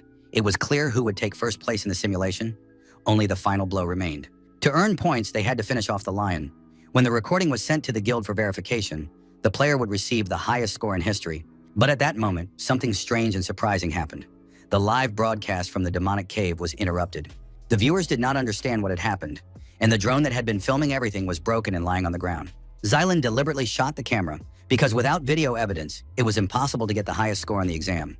Bai Yi praised the girl's abilities, and she said that it was all thanks to him, because she just followed his instructions. Bai Yi said that it was not enough to just train. You had to use one skill with many variations, and the girl did an excellent job with that. Zelen approached the guys and said that they had defeated the boss, so they could leave the pleasantries until after they had finished. The guy was clearly angry. He said he was tired of all this, turned around and walked away. Bai Yi turned to the senior and said that he understood perfectly well that the sudden strengthening of the monster could pose a huge danger to beginners. Zelen continued to insist that he was going to strengthen the girl, and she didn't need to deviate, because then her skills would be useless. Bai Yi said that since the guy was an archer, why couldn't he hit such a large target as the girl? Hua Hin was also angry with her comrade and said that it was no surprise that he was such a klutz, which was why he wasn't accepted into the elite school squad. Zilin tried to justify himself with nonsense that the younger students had told him. However, looking at the guys, he chickened out and said that there was no point in making a fuss. They had a long way to go, and they would see how things really were. And so the kids headed for the cave exit, with an angry and upset Zelen leading the way. Qi Yin was thinking about how much the senior's character annoyed her. But at that moment, Bai Yi crouched down and picked something up. The young man immediately guessed that the senior wanted to prevent them from getting a high score. And now, when no one could see what was happening here, if he left, the guy would need a pass to return. The other groups of students were quite far from this maze, so Bai Yi was happy with the situation. Zilin had done him a favor. Now Bai Yi had a chance to carry out his plan, and Qi Yin didn't understand what her friend was talking about. The kids went back to the passage to the sealed part of the cave, where the scariest and most dangerous monsters of the dungeon were locked up. Bai Yi turned to the girl and asked if she could keep what was about to happen a secret. Although even if she told someone, most likely no one would believe her. Qi Yin stood with her mouth open, not understanding what was going to happen or what secret he was talking about. The day before, when Bai Yi fought with Hong, he made a deal with him. The essence of the deal was to steal one item from the dean. The dean was Hong's uncle and possessed a stone for removing seals. Now it was in the young man's pocket. Bai Yi placed the stone in the right place and said that he was going to take the jade spirit and completely remove the seal. Soon, waves of energy began to emanate from the stone, and the young man watched with surprise and interest. Yin tried to stop her friend because it was impossible to do this. Ahead was a closed D-class labyrinth. If the seal was removed, all the high-level beasts would break out. However, the process had already begun, and the magical forces began to take effect. Bai Yi reassured his classmate, saying that the monster's power was incomplete. It was suppressed by the seal, and there was no need to worry. However, the girl understood that the situation was serious because there were only 2 of them, and it was unclear how they would cope. At that moment, the magical bracelet on Bai Yi's wrist began to glow, and the young man said that they would not have to act alone. Yin already understood what her friend was getting at and said that this should not be done under any circumstances. But Bai Yi had already activated and was standing in the form of a powerful magician. It was hard to believe, but it was true. Bai Yi ordered the girl to stay by the exit and not move. Yin couldn't move. She was too shocked. The seal was broken, and the pack of 2-headed lions, starved from their long confinement, rushed to attack the young man. Yin only had time to shout at him to be careful, but she knew that in this situation it sounded ridiculous. Bai Yi pointed his magic wand at the monsters moving toward him. The boy changed his class to a cloud element mage and activated instant freeze. Yin watched what was happening with great surprise. The boy also had a red profession, and she had barely managed to deal with 1 lion. But now the entire pack of lions was frozen and looked like a huge block of ice. Bai Yi said that these creatures had been sealed for a very long time and would soon break free again. The young man said he needed more space and looked closely at his partner. At that moment, a new group burst out of the cave. Monstrous, ferocious fire leopards. They had also grown bored in the cave and now wanted to attack everyone and everything. However, due to their long confinement, the monsters had weakened at least twice as much, so the young man had almost no trouble. His magic skill was instant freezing, and he used it against the fire leopards. The guy believed that the first thing to do was simply to restrain all the monsters. When that was done, he changed classes again and became a nuclear warrior capable of slaying a fire saber-toothed tiger. The monster was about to attack the player from behind, but the young man was very fast. He instantly changed his class to a cloud element mage and activated freeze again. Yin was amazed not so much by the monsters that kept coming out of the cave, as by how quickly Bai Yi changed classes. Now watching him in battle, she finally understood why the guy needed the elemental room.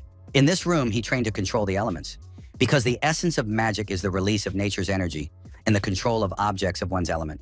Previously, the girl thought that a mage's power depended only on the power of magic and the purity of spellcasting. Now she understood that the power of the elements is born in nature. It is unbridled and must be tamed. Watching her companion, Yin realized how important it was to control power, not just possess it.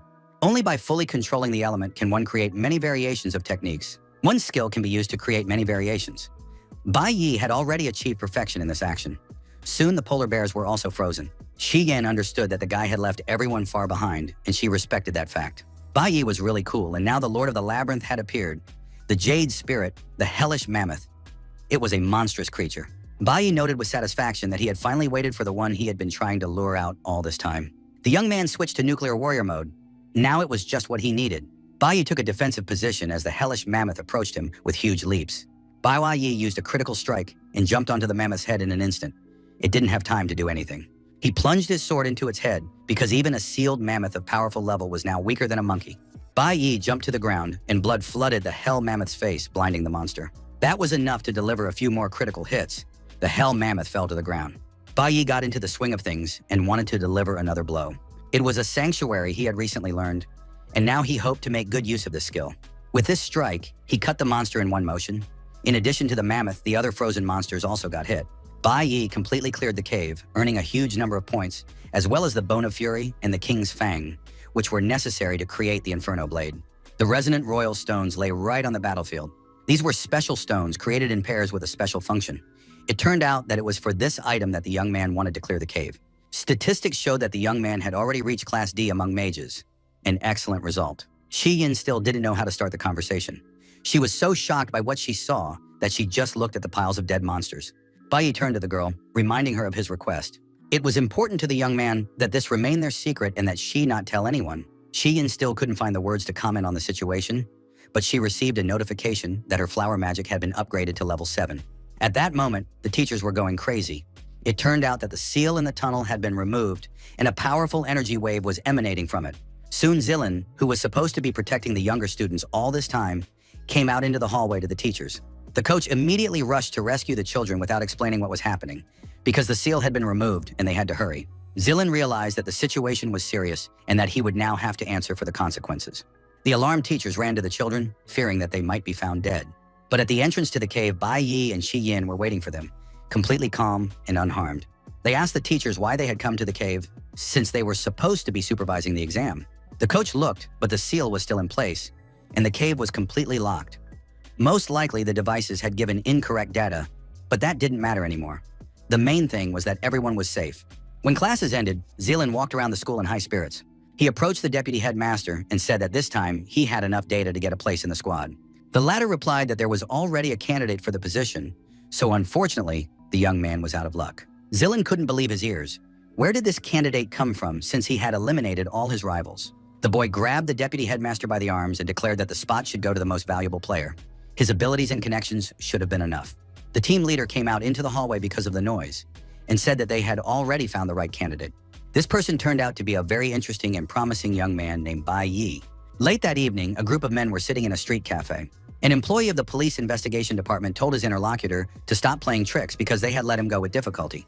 Bai Linsheng ate his noodles and said that he understood the situation perfectly well. The police officer added that they had until next Friday, and the man had to do everything right. At that moment, the police officer's phone rang. He said he was being called back to the station and that Bai Linsheng had better hurry home. Linsheng wanted to get home as soon as possible. Anger and rage were literally bursting out of him. The man came home, but found an empty apartment. His personal belongings had been taken away, and his wife and son were gone. A wave of hatred washed over the father, and he began to smash the furniture. The man immediately realized that his family had hidden from him. He was not going to put up with this, and now wanted even more to see his relatives. Bai Linsheng was going to punish them both. The man began smashing windows in a rage. At that moment, Bai Yi hung a necklace with a stone, a responsive jade, around his mother's neck. The woman had to wear it at all times. Bai Yi showed that he had an identical amulet hanging around his neck. The stone served to send a signal for help. If one of the wearers got into trouble, the other would feel it. Without the stone, Bai Yi could not let his mother go out alone, but now she could go shopping on her own. The woman stood frozen. Her son had never worn necklaces or jewelry. The woman did not have the usual joys that other mothers enjoy, and now Bai Yi wanted to fill that void. His mother wanted her son to spend more time with his friends, but the young man said there was no need for that, and she shouldn't worry. She insisted that he needed friends and loved ones. Bai Yi once had close friends, but now he didn't know if he would ever see them again in this life. Late in the evening, there was unrest again at the entrance to the D-Class Demon Cave. Bai Yi made his way to the Jade Cave again. There was one less thing to worry about there, but an important matter had to be sealed at midnight sharp. Bai Yi was completely focused on pumping up his strength. The cave would be open for an hour and time was running out. Bai Yi, of course, did not forget that in his past life, he was one of the strongest warriors. But now he wanted to fight the wild orchid, a monster that was hiding inside the cave. However, despite his strength, the young man was unable to save his comrades, who died before his eyes. And now he was going to deal with the bloodthirsty orchid, an even stronger monster that lived in this demonic tunnel. The young man quickly and successfully killed the bloodthirsty orchid, cutting it into pieces with his sword. As a result, Bai Yi obtained valuable items, several petals of the bloody flower. The young man continued to fight, realizing that if God wanted to, all the players would disappear without a trace. Bai Yi had to become stronger, and by delivering a critical blow to a vulnerable spot, he successfully destroyed the wild orchid. Dangerous monsters attacked the young man from all sides, but he had to be stronger than everyone else. In the end, all the monsters were destroyed, and Bai Yi received the corpse's stem as a valuable item. The young man understood that he was still too weak, for example, in the situation with his father, so he gave it his all. Bai Yi had failed to cope with his father in his past life, and there was no need to mention the genius who had been a golden archer since childhood. We are talking about a stranger in a mask with dreadlocks who destroyed the entire team. Therefore, there were no shortcuts. The young man had to level up and climb higher and higher in the player rankings, and he couldn't let a single enemy get away, so he planned to spend all his weekdays and weekends in the demon caves for the foreseeable future. Bai Yi destroyed monsters in different ways to develop all his elements and not fall behind in any one of them. Time was passing. The entrance to the lair would close in literally 20 minutes, and he had to get to the lord of this cave as soon as possible. Finally, the entire surrounding area was cleared. Bai Yi reached the very depths of the tunnel when a huge paw appeared above him. Bai Yi assessed the size of his opponent. The lord was gigantic. His body was made of rocky stone, and his power level was very high. Such size did not suggest high speed, so the young man was momentarily confused. In a matter of seconds, the lord was right next to him. Bai Yi managed to react, dodge the attack, and even counterattack, resulting in the monster's arm being severed by his sword and flying away. However, it was not worth relaxing. Green energy appeared in place of the severed arm, restoring the limb. Right before the guy's eyes, the healing skill kicked in, and an even more powerful arm grew back on the monster. Bai Yi was stunned. The enemy's regeneration was so strong that he had to quickly come up with a new plan of action. The Lord, demonstrating his power, struck the cave walls with his new arm and split the mountain slabs with his blow. Bai Yi was gradually damaging the Lord when he suddenly noticed that the bloodthirsty orchids he had recently killed were approaching him from all sides. It was unclear why these monsters had risen again. A D-class Lord should not have had the skill of resurrection. These thoughts distracted Bai Yi, and he weakened his defense. At that moment, the Lord of the demonic cave stabbed him with his paw. The young man did not have time to react. He understood that he needed to take decisive action. But when he looked back, he noticed another Lord behind him, the twin brother of the first monster. It turned out that 2 Lords lived in the cave, and both of them were D-class. Now it became clear why it was so difficult here. It was 1 o'clock in the morning, and the entrance and exit to the lair closed. The gates dissolved into space. At that moment, Ru Yong was standing by the huge panoramic window of her new apartment, watching the rain and thinking that she had not heard from her son all day. Although the woman had sent him many messages, she understood that her son had most likely ended up in a dangerous place again and was not answering his phone. The mother decided to go look for him. At that moment, a man who had been drinking and was extremely angry was walking through the streets of the city. Bai Linsheng walked through the streets despite the rain. Anger filled him because the family had dared to rent an apartment and hide from him. The man approached the house where, according to his information, the family now lived. The house was new and expensive. It was clear that they wanted to enjoy life. Just then, Ru Yong came out onto the street. The woman wanted to find her son, and there was anxiety in her eyes. Bai Yi continued his battle with the twins. He was already exhausted, but his opponents were not falling behind, and this was beginning to annoy him. Repeatedly killing the resurrecting monsters gave him neither experience nor items. He needed to find the source of their endless rebirth urgently, otherwise the process would never end. Bai Yi realized that it wasn't just these small orchids that had the ability to reproduce. The young man had already destroyed the Lords several times and dealt them crushing blows. However, they remained alive and recovered, despite being struck in vulnerable places. The Lord was able to instantly recover and heal himself. Bai Yi used his instant dash skill to deliver critical blows, but the wounds were minor and his opponents were very strong. The Lords had the ability to constantly regenerate their health, and they used healing over and over again. Bai Yi tried several different attacks. Even if he cut off the monster's head, it would grow back. It became a mockery. The monster constantly revived and instantly healed its allies. Bai Yi understood that even S-class healers and above would be unable to cope with such an opponent. There was definitely something strengthening these monsters, or a huge source of healing energy. The young man decided to find out and made a sudden dash, taking advantage of the block to attack the enemy again. To his surprise, Bai Yi noticed that the Lords were learning his techniques right in the middle of battle and were now using them against him. The battle continued for some time, until finally one of the Lords said to the young man, "You are truly strong."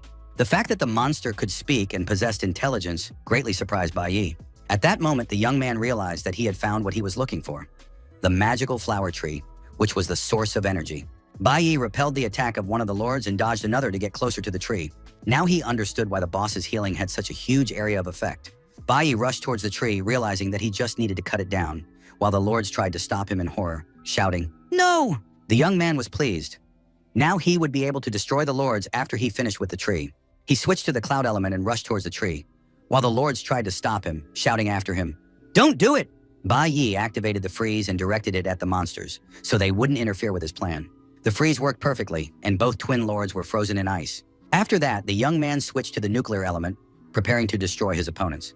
The frozen and immobilized bodies of the Lords made it clear that as soon as they fell and the tree died, all the other monsters in the cave would lose their healing and resurrection abilities. As a result of killing one of the Lords, the young man received a rare item, the 100 Spirits Herb, which healed most physical damage and increased stamina. Only one enemy remained before Bai Yi, weakened and immobilized by a powerful freeze. The young man stood before the monster with a sword in his hands and declared that he would destroy it once and for all. But the monster did not even try to resist. The Lord rose to his full height and stood before him. Standing before Bai Yi, the Lord offered no resistance and said, "Kill me." Bai Yi saw a Lord like this for the first time. His older brother had died, and apparently the twin did not want to remain in this world alone. The young man decided to fulfill the cave boss's request, rushed into the attack, and destroyed Lord. As a result, he obtained a rare material, a poisonous thorn, necessary for creating a perfect poisoner. Finally, all the monsters in the cave were gone. The young man's stats had increased, he had raised his nuclear warrior class and mage level, and the entrance was open again. Bai Yi had accumulated enough plant element, and soon he would unlock a new profession. He was curious to find out what profession he would get, considering the plant element. The selection was taking place around the young man, and he waited with bated breath for the result. Last time he got the red profession, this time it should be something new and interesting. And so the choice was made. Bai Yi received the blue profession, A little disappointing, since the summoner has low requirements for characteristics, but it was unknown what basic skills it would give him. The flower skill allowed him to make a contract with the soul of a defeated flower monster. An interesting opportunity that could not be missed. Bai Yi immediately remembered the two lords he had just defeated. They were unusual creatures, intelligent and loving each other. The young man returned to the cave and made a contract with the souls of the lords, using them in his new profession, flower summoner. In a few moments, the contract was fully activated. Bai Yi turned to the twin brothers, saying that he liked them very much and would like to work with them in the future. The young man called the lords closer to examine them and explain the essence of the tasks they would have to perform. The summoned lords looked magnificent. One could say they were happy and ready to serve their master faithfully. At that moment, the man was standing in the pouring rain, about to enter the doorway, when the phone rang. He was extremely dissatisfied. Who could be calling at such a time and disrupting his plans? However, he answered and heard that it was an officer calling to confirm that the man would be able to attend Hongdaeji's party. The man turned around and headed in the specified direction, deciding to prepare a luxurious gift. He wasn't going to miss the chance to return to the guild. The man's mood improved. Today really seemed to be a great day. While he had some free time, he hummed a tune with a long knife in his hands and went to visit his beloved. Ruyong was standing in the doorway, about to go out into the street to look for her son, but the pouring rain was holding her back. Bai Yi approached the house and saw his mother coming out to meet him. The young man was surprised. The son hid his mother under an umbrella and suggested they go home. He had a surprise for her. The woman received a bracelet that warned of danger. She really liked the gift. She understood everything perfectly, even without being able to speak, especially when her son did not tell her about the things he did every evening and night. Bai finally made it to his room, lay down on the bed, and began to make plans. He now had 3 professions: Green Warrior, Blue Summoner, and Red Mage. 2 of them had already reached D-Class, but that was still not enough. In his previous life, the boy had been sent to prison on the 21st, and today was already the 10th. His father was due to be released in 5 days, but given his character, it was unlikely to go smoothly. Just in case, Bai Yi prepared a bracelet and paired stones to protect his mother from danger as much as possible.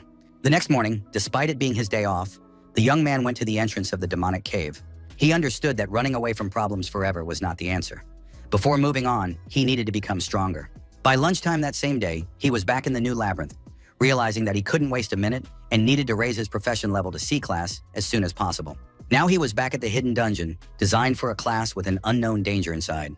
By the evening of the same day, the dungeon had been cleared, and Bai Yi wanted to become stronger than his father before their next meeting. Sunday evening brought unexpected news. The young man received a new title from an important loaner and a hero's key. Bai Yi didn't even know what it was. The next day was Monday morning, and another day of classes was held at the Academy of the Awakened. Teacher Huang announced that the final exam grades would be announced today. Shi Yin and Bai Yi from their class took first and second place in the entire school, and Bai Yi's results were sent to headquarters for careful analysis. The result was recognized as the highest in history, and the winners were granted the right to level up. Thanks to Bai Yi's success, the students also earned the right to an audience with the Divine Guild. This was amazing news. All the students whispered with excitement and envy, because such an honor is not given to everyone, even the most famous players. Bai Yi did not expect such a pleasant surprise. Finally, he would be able to meet them in person. His school friend was moved to tears. He knew that if Bai Yi started to get cocky, he would forget those with whom he had spent his childhood. The bespectacled boy was sure that his friend would shine in the near future. The schoolboy sat pensively in the office, not understanding why the young man did not want to go with the winners. Hong Changsheng continued to refuse, even though his uncle offered to take him to headquarters with the winner under the pretext of joining the level up. The boy persistently refused. He had only taken 3rd place and believed that if he did not deserve it, he was not worthy of going there. Moreover, he did not want others to think that Changsheng was dependent on his uncle. The dean was pleased. He said that the boy's father would be happy to see how well his son was growing up. Changsheng asked his uncle to help him gain access to the D-Class demon cave behind the mountain. He wanted to become stronger, relying only on his own strength, and planned to train even more. At that time, in the principal's office, Zilin begged to be allowed to go on a level-up quest, as he was the only descendant of the Yang family. The director did not want to agree. If the boy was the only heir, why did he act so ugly and impulsive? If the young man was so concerned about the family's honor, he should explain his behavior during the test. The director accused Zilin of strengthening the monster with an arrow and attacking his comrades. He was really angry. He told the young man that the Academy's leadership was not stupid and could see through such pathetic tricks. If the matter had not been hushed up, the boy could have been expelled from school for unethical behavior. Zilin fell to his knees in the middle of the office, began to sob and beg for forgiveness, realizing that he was wrong. Director Yang was extremely angry and demanded that the young man get up immediately. He said that because of Zilin's despicable behavior, the administration had noticed Bai Yi's unique talent. Now they believed that there was something wrong with this boy and would keep an eye on him. This student's progress was illogical, so this time someone from the Divine Guild would meet with him personally. Principal Yang allowed Zilin to go to the meeting, but demanded that he swallow his pride and be very careful. If problems arose again, the principal would not be able to cover for him. Zilin immediately cheered up, stopped crying, and promised that nothing like this would happen again. The young man hoped to have an excellent meeting to raise his level, and Ahile would still become his ally. Later that day, some students received invitations to join an elite club. It was sent personally by Bai Yi and invited him to join the strongest club in the school, which gave him the opportunity to enter the Divine Guild without exams. All the kids were jealous and dreamed of getting such an invitation. The club was the only one that had won a gold medal in recent years. Previously, high school students had gone to great lengths to get in, but now Bai Yi had received an invitation directly, even though he was still in middle school. His classmates thought Bai Yi was incredibly cool and were ready to cry with envy. But then something incredible happened. Bai Yi took the invitation and threw it in the trash. The guys decided that the young man had gone mad and become a complete fool if he refused such an opportunity. One classmate sat enviously by the trash can and stared at the discarded invitation because it was a great opportunity. But there was no point in taking it. It was personalized and the club wanted to see Bai Yi specifically. The bespectacled boy was almost certain that his friend would decline, as he was currently focused on something else. It was already late Monday evening when Bai Yi went to the backyard after school in search of a new dungeon.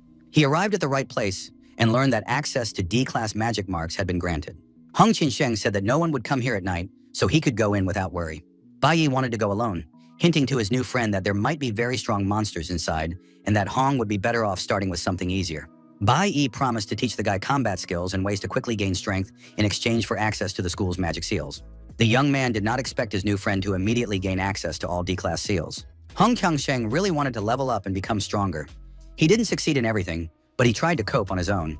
Bai Yi analyzed his situation and statistics while Hong fought monsters. The young man realized that he would not be able to unlock a new exclusive profession until he met certain conditions. Bai Yi had already killed almost all the monsters in the area, because now school was his only way to level up. The next day, several more invitations to other elite clubs ended up in the trash. And again, after school, the boy fought monsters and trained Hong Qiansheng in exchange for seals. The higher the profession level, the more experience was required to level up after D-class. Progress was much slower, but Bai Yi continued to fight monsters on his own. Hong was angry that his friend had interfered in the middle of the battle, but Bai Yi believed that if he hadn't intervened, his classmate would have lost. On Thursday after school, the guys were doing the same thing in the same place, and finally Hong was able to raise his level to D-class. The boy decided to leave the demon cave. He had reached his desired level, and now he wanted to go through the caves alone. It was more interesting than acting with a bodyguard. Bai Yi was also happy to be left alone. His main profession had reached S-Class, and his overall level had been raised. By this point, the young man already had enough strength to deal with his enraged father in case of a sudden encounter. In the evening at home, his mother tried to strike up a conversation, asking if Bai Yi had a girlfriend. The young man replied that of course he didn't, because he was just a high school student and wasn't interested in that at all. However, his mother was convinced that his late arrivals home were related to either love or friends. She would be happy if her son had someone close to him, because otherwise he might miss his chance and regret it for the rest of his life. Bai Yi had once had a girlfriend who was dear to him. Lin Yue was an L-class assassin in her past life and possessed the element of lightning. The girl showed tenderness towards Captain Bai Yi, trying to pretend that she was not interested in him. There was some chemistry between them, although their relationship remained friendly and professional. Bai Yi did not want to disrupt the team spirit and treated the girl with great care. He refused to carry her in his arms and pretended not to understand her hints, although in reality, he liked her very much. In his past life, the young man met Lin Yue after his teacher rescued him from death row. This meeting took place in the capital, and the young people met completely by chance. Bai Yi decided that the girl was probably somewhere in the city, but in this life, it would be difficult for them to meet again. He only had memories of his past life, and even if they did meet, there would be nothing between them because of the large age difference. The head of the Golden Group was sitting in her room at that time, saddened by what was happening. Bai Yi continued to refuse the invitation to the elite club, which only intrigued the girl even more. She decided to meet with him in person the next day. Lin Yue, an L-class assassin and experienced leader of the school program, would deliver the invitation personally. The next morning coincided with Bai Yi's birthday, and the young man immediately received a gift from his mother. The young man had long since forgotten how to accept gifts and celebrate his birthday. Opening the box, he found a scarf and a greeting card. Bai Yi was surprised. It was summer outside, and his mother had given him a scarf. The boy asked how his mother knew that he was going to Shengye. Ruin replied that the difference in temperature between day and night there was huge, and her son needed to take care of himself.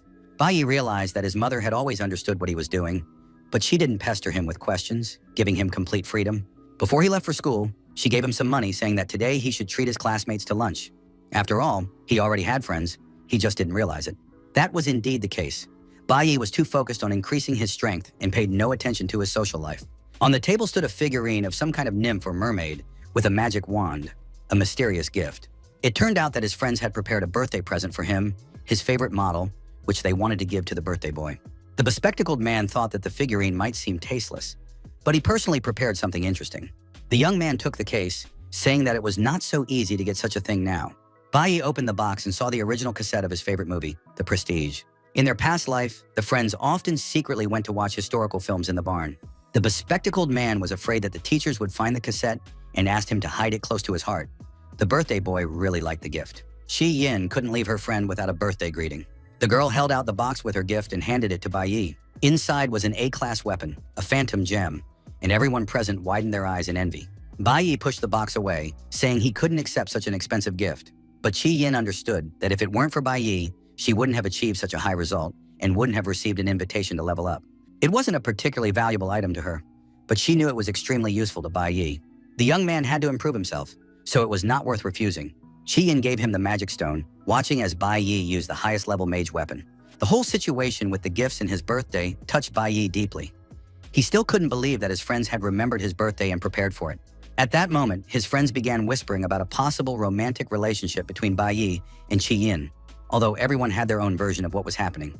Bai Yi wanted to get away from his friends as quickly as possible, but he decided that they were true friends and suggested that they all have dinner together in the evening.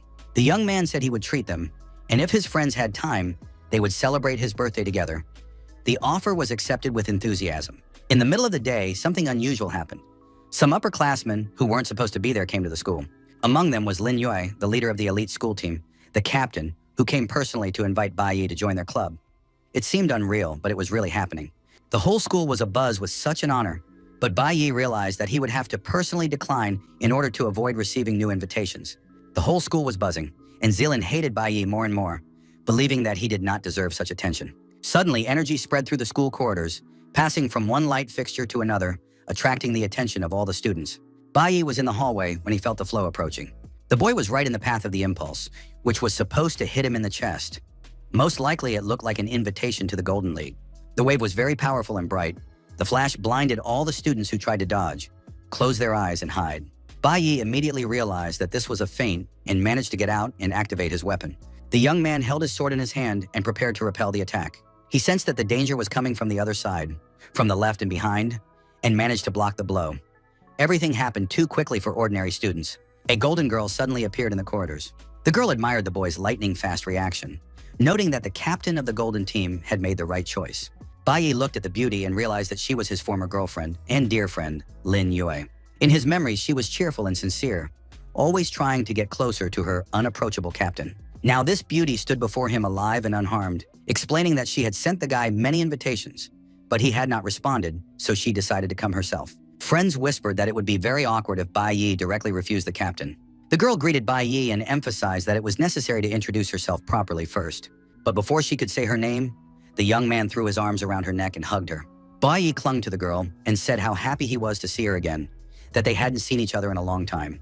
Everyone present, including the captain, was surprised and stared at them in amazement. It could be called the sensation of the century. Young people hugging in front of everyone, and the age difference seemed insignificant.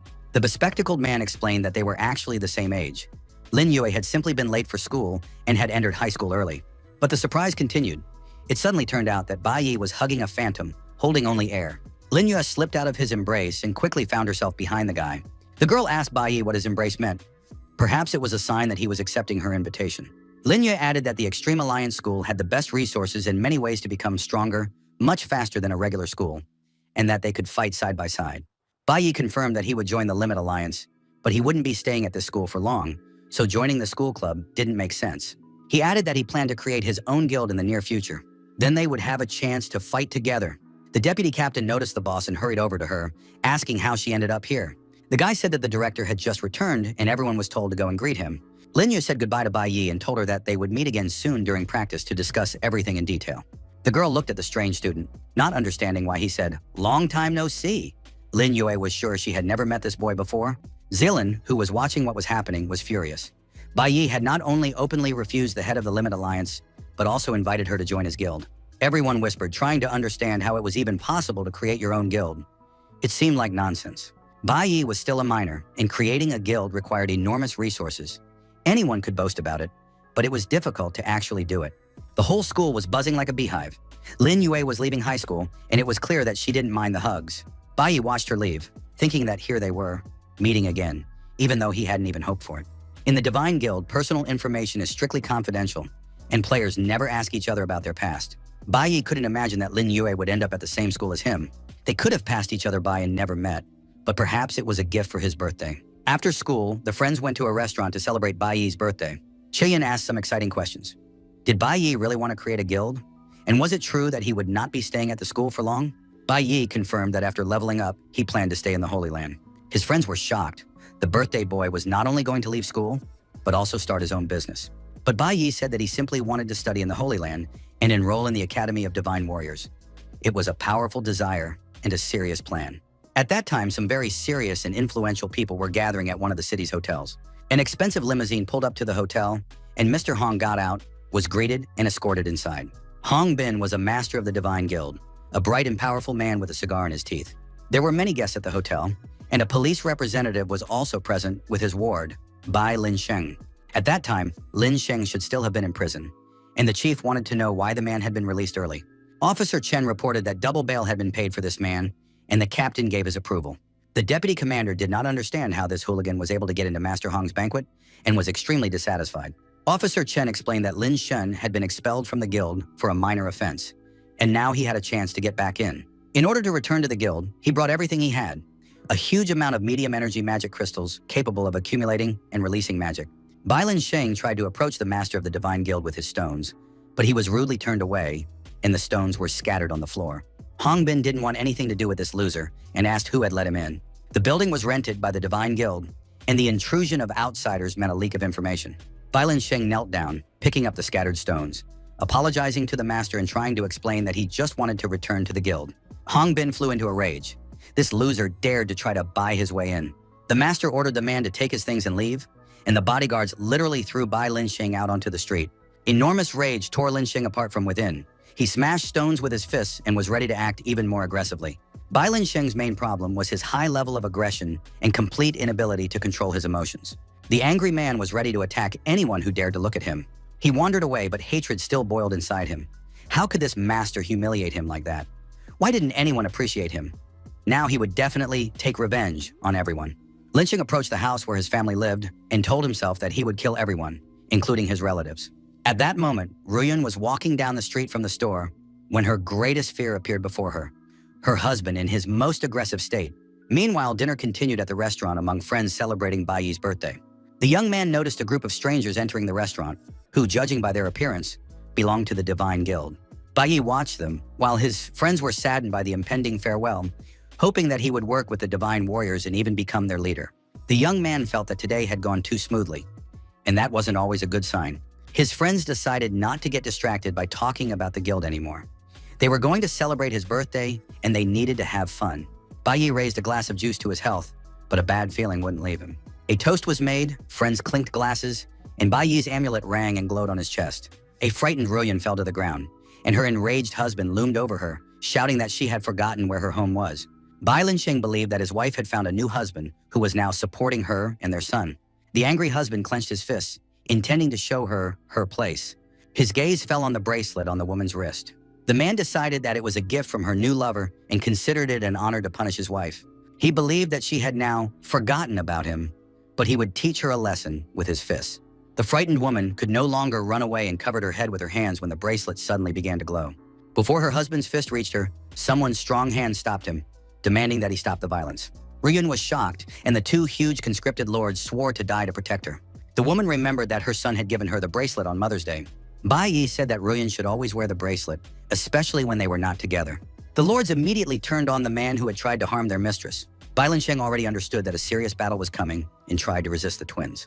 The man still felt confident, believing that this would be an easy warm-up, as he had not faced any serious opponents since his expulsion from the guild. On his birthday, as the celebration continued, Bai Yi felt the amulet around his neck begin to vibrate and glow. The young man jumped to his feet and told his friends that he had urgent business to attend to. Bai Yi promised to return soon, but now he needed to leave for a short while, and there was no time for explanations. Once outside, he called Hong Chang-sheng, his former enemy and now comrade, who informed him that the young man's father had been released from prison early. In addition, Bai Lin-sheng had shown up uninvited at Hong Bin's reception today, but had been kicked out. After that, no one knew where he had gone. Bai Yi immediately sensed that something was wrong. The young man tried to contact his mother, but no one answered. She had probably left her phone at home. Bai Yi knew that the hotel was near their new apartment, and if his father met his mother there, it could end very badly for her. Bai Yi jumped on his bike and raced home at full speed, hoping to make it before it was too late. He tried to calm himself, knowing that he had taken precautions. The Flower Lords were left behind to protect his mother. At that moment, Bai Lin-sheng felt confident. He had managed to defeat one of the lords. The man had injured the lord and said dismissively that it was a low-level creature and posed no threat. The lord continued to protect the woman with his body, ready to fight to the end. The wounded lord grabbed Lin-sheng's leg, trying to stop him and give the woman a chance to escape. Lin-sheng felt no fear. He felt his strength and decided to finish off the lord who was holding his leg. Without any pity, the man stabbed the Flower Lord with a knife because his goal was clear: to destroy everyone. Pulling out the knife, Lin-sheng turned to his wife and said that now it was her turn. The Twin Lord continued to cover Ruyan, while the killer approached with a dagger. The Flower Lord did not wait and rushed into the attack himself, ordering his wife to run away and not look back. Ruyan was paralyzed with horror as she watched her husband's cruelty. The Lord attacked his opponent head-on, trying to delay him as long as possible so that the woman could escape. For Lin-sheng, the battle was easy. His hatred increased his strength, and soon the Lord was almost defeated, remaining loyal to his mistress until the end. The man noticed Ruyan's attempt to escape and attacked his opponent with renewed fury. But his strength was immense. He was awakened, much stronger and faster than a normal human. He caught up with his wife and stood in front of her. Standing in front of the terrified Ruyan, Lin-sheng tore the pendant from her chest. The man realized that it was a jade pendant, a gift from her lover, similar to the bracelet. His hatred reached its peak, and Lin-sheng crushed the pendant in his fist. It was obvious that his wife would be his next victim, and Lin-sheng raised his dagger above her. Bai Yi appeared in time, grabbed his father's arm, and prevented him from harming his mother. He promised that he would always be there to protect her. Lin-sheng looked at his son in surprise, not expecting the weakling to be in such good shape. Bai Yi, holding his father's hand with the dagger, said, "Enough!" Memories from his past life flooded back. A frightened boy begged his father to stop hitting his mother, but the man did not listen and continued to beat the woman. Lin-sheng struck again, taking out his anger on his family, while Bai Yi was too weak to do anything. Last time, all he could do was cry and beg his father not to hurt his mother. This happened on a school holiday when his mother took her son to an amusement park, forgetting to warn his father. That day, everything had gone wrong for the man at work, and when he returned, he took his anger out on his family. The beast inside the man broke free, and he almost killed his mother. The boy witnessed this, and the shock caused him to awaken. He reached a new level. Bai Yi's profession changed to that of a golden holy warrior. Then he lost control, took the chain his father usually used to punish him, and turned it against him. With this chain, he killed his father without a shred of remorse. But it was impossible to bring his mother back, and it was all too late. In this life, Bai Yi would not allow such tragedies to happen again. He was sure that he would not be too late and would do everything in time. At that moment, he broke his father's sword with his bare hands. Bai Lin-sheng saw the remains of his weapon. A new wave of anger and aggression rose in Lin-sheng. He did not expect his own son to be his enemy. But now the man decided to kill both of them, the mother and son who deserved it. Bai Yi was ready, drew his weapon, and calmly awaited his father's attacks. Before Lin-sheng could think of anything, his son delivered several precise blows. The man flew several meters and lay on the asphalt, coughing up blood. He barely regained consciousness, but noticed that his son was holding his Hongwu dagger, stolen from the safe. Ruyan, although worried about her son, already looked calmer as she watched what was happening. The Flower Lords began to recover and heal their wounds. Bai Yi ordered the Twin Lords to take care of their mother and take her to a safe place. Lin-sheng realized that these creatures had been summoned by his son, which piqued his interest. He realized that Bai Yi was unique, a dual elemental, a nuclear warrior, and a flower summoner. The man was proud of his son. Such talent at such a young age was rare. The father approached, reasoning that talent could be inherited, but the boy did not ask for permission and opened the safe. At the same time, it should not be forgotten that all this happened because of his son, who acted decisively and without delay. Lin-sheng was not going to turn a blind eye to this, and did not want to forgive his talented son. Now this brat had become a double professional, decided that he was grown up and strong, and dared to disobey his father. The man spewed anger and aggression, and suddenly it seemed as if he had dissolved into space. Bai Yi instantly changed his profession and became a cloud mage. He activated the freeze, and the entire space, previously shrouded in red mist, turned into solid ice. Lin-sheng did not understand where the ice came from, and was stunned. His body was completely frozen, only his head peeking out of the ice. Bai Yi calmly approached his father and said that he was mistaken. He did not have a dual profession. The young man stood close to the man, who could now only blink his eyes. Bai Yi brought his head close to his father's ear and said that no matter how many professions he awakened, it had nothing to do with him. Lin Sheng watched apprehensively as the ice gradually engulfed more and more of his body. Bai Yi said that in his eyes, his father was a void, and he was ashamed to be related to him. Hearing this, Lin Sheng activated his inner strength and began to destroy the ice, saying that his son had become conceited after a little praise. But the boy had only recently awakened, and the man was an S-Class fighter, hardened in battle. Lin Sheng broke free from the ice, ready to show who was boss. Bai Yi was ready and just waiting for the right moment with his sword in his hands. In the next moment, the young man slashed his father with his blade. His father tried to cover his chest with his hands. The blow was so powerful that Lin Sheng felt the pressure and strength of his son upon him. He avoided a fatal wound, but the blow broke through his defense. Incredible for a novice boy. The blade pierced the man's chest, and blood spurted in all directions. Lin Sheng fell to his knees, unable to comprehend how this could have happened, since Bai Yi had only just awakened. Bai Yi stood over his father and declared that today they were no longer father and son. Lin Sheng, holding the blood with his hand, listened as his son said that his mother would no longer have anything to do with him. Bai Yi declared that from now on his father was nothing to him. The man sat on his knees, either laughing or crying. Lin Sheng said that he had worked his whole life to bring money into the house and feed his family. He insisted that Bai Yi would always be his son and that this could not be changed. The boy listened calmly, without reacting. Suddenly, the man gathered his last strength and lunged at his son in a frontal attack. The powerful kick was strong, but Bai Yi confidently caught up with his opponent and struck back. The young man then delivered a series of precise blows, and his father was unable to resist. One question remained in Lin Sheng's mind. Why couldn't he do anything, since he was an S-Class fighter? Bai Yi leaned over the man to deliver the final blow, declaring that his father was no match for him. For years, Lin Sheng had proven his place in the family through violence and fear. He beat his son and wife, calling the boy pathetic and worthless. Now Bai Yi was strong enough to teach his father a lesson and show him that he was unworthy of being called a man. Ruyan was terribly frightened, but she understood that her son was in no danger. Bai Yi pressed his father's head firmly to the ground, and his father began to appeal to his son's conscience, reminding him of their kinship. Lin Sheng claimed that he had raised his son and that they should not forget their blood ties. But words about kinship did not bring joy to Bai Yi, and old grievances flared up again. When his father beat him and his mother, he did not think about their kinship. When Lin Sheng was 7, he tore off a piece of his son's ear. Once he beat the boy, destroying everything around him. The child begged him to stop and promised not to upset his father. The man continued, causing serious harm to the child, and tore off his ear. It is impossible to forget how many times he beat his mother because of food, work, or his bad mood. Therefore, it was pointless to talk about kinship now. Bai looked down on his father, trying to understand what kind of kinship he deserved. After everything he had done to his family, it was hard to imagine what the man could expect. Bai Yi saw before him a pathetic man who had once terrorized his family. He tried to understand whether this man deserved to be called a father. Lin Sheng, unable to get up from his knees, began to beg for forgiveness, saying that he understood his mistakes and would never repeat them. Bai Lin Sheng literally knelt with his head pressed against the ground and begged his son for forgiveness, repeating that he was to blame. Bai Yi looked at his father and remembered that the last time the man had said the same thing when he realized he couldn't handle his son. That time, the man immediately fell to his knees and began to beg for forgiveness. Bai Yi believed his father's words, deciding that the man was truly repentant. But in the next moment, his father lunged at his son with a huge knife in his hands. Bai Yi was sure that once a person picked up a knife, they would not put it down.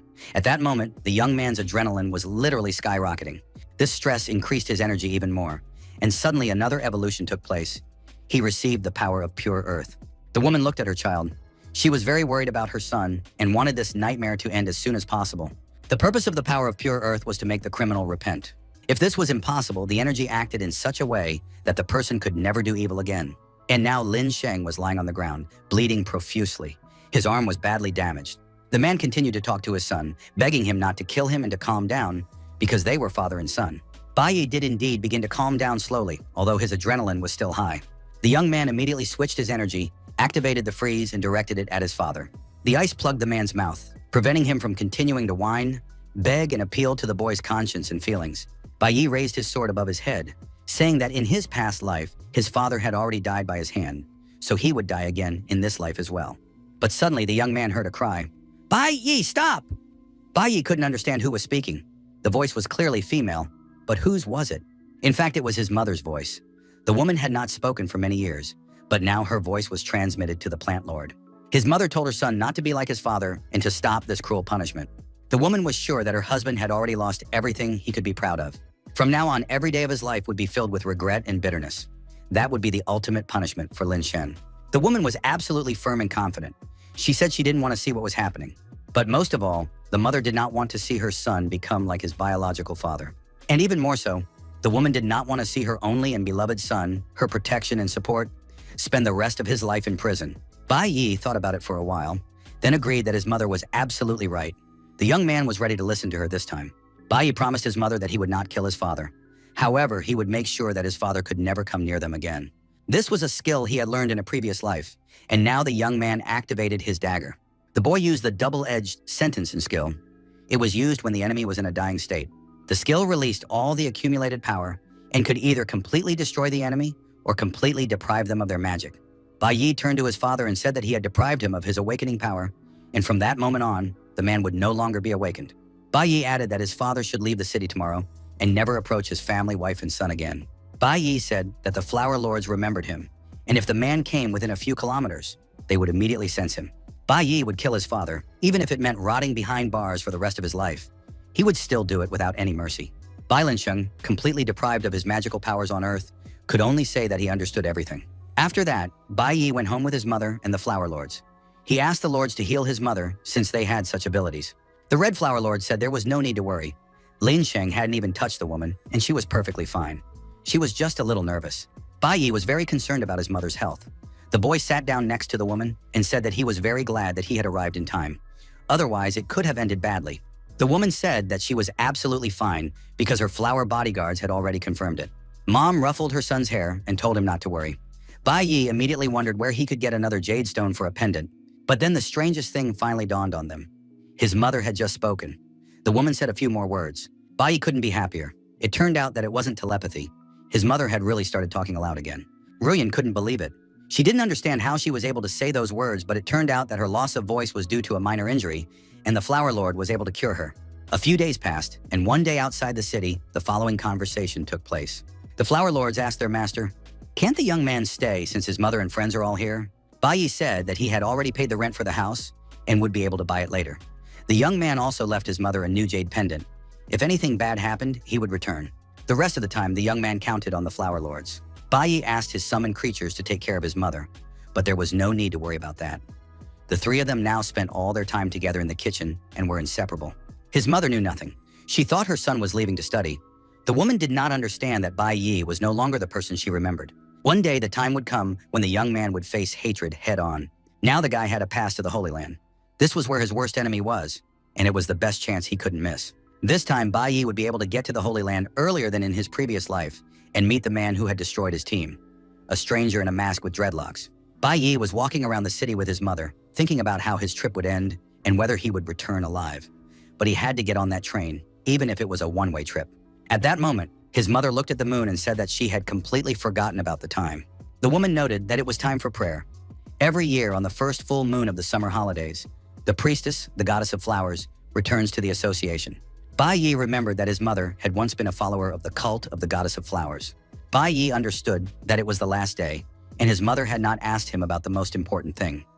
The young man decided to leave quietly, leaving the woman to her prayers, because he had never been good at saying goodbye anyway. The bespectacled man lay in bed after the operation. The doctor said that the operation was not complicated and that it would only take a few days of rest to fully recover.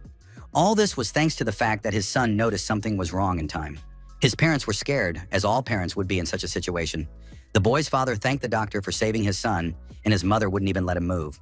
The boy tried to reassure his parents, saying that there was nothing to worry about, because even the doctor said that the operation was not complicated. However, his mother kept him in bed, saying that there are no simple operations and he should not move. The bespectacled boy knew that his savior would be leaving the next day. He was upset that he would not be able to see his friend off, and he was also unsure whether he would have the opportunity to meet him again, as the next day was the event in the Holy Land.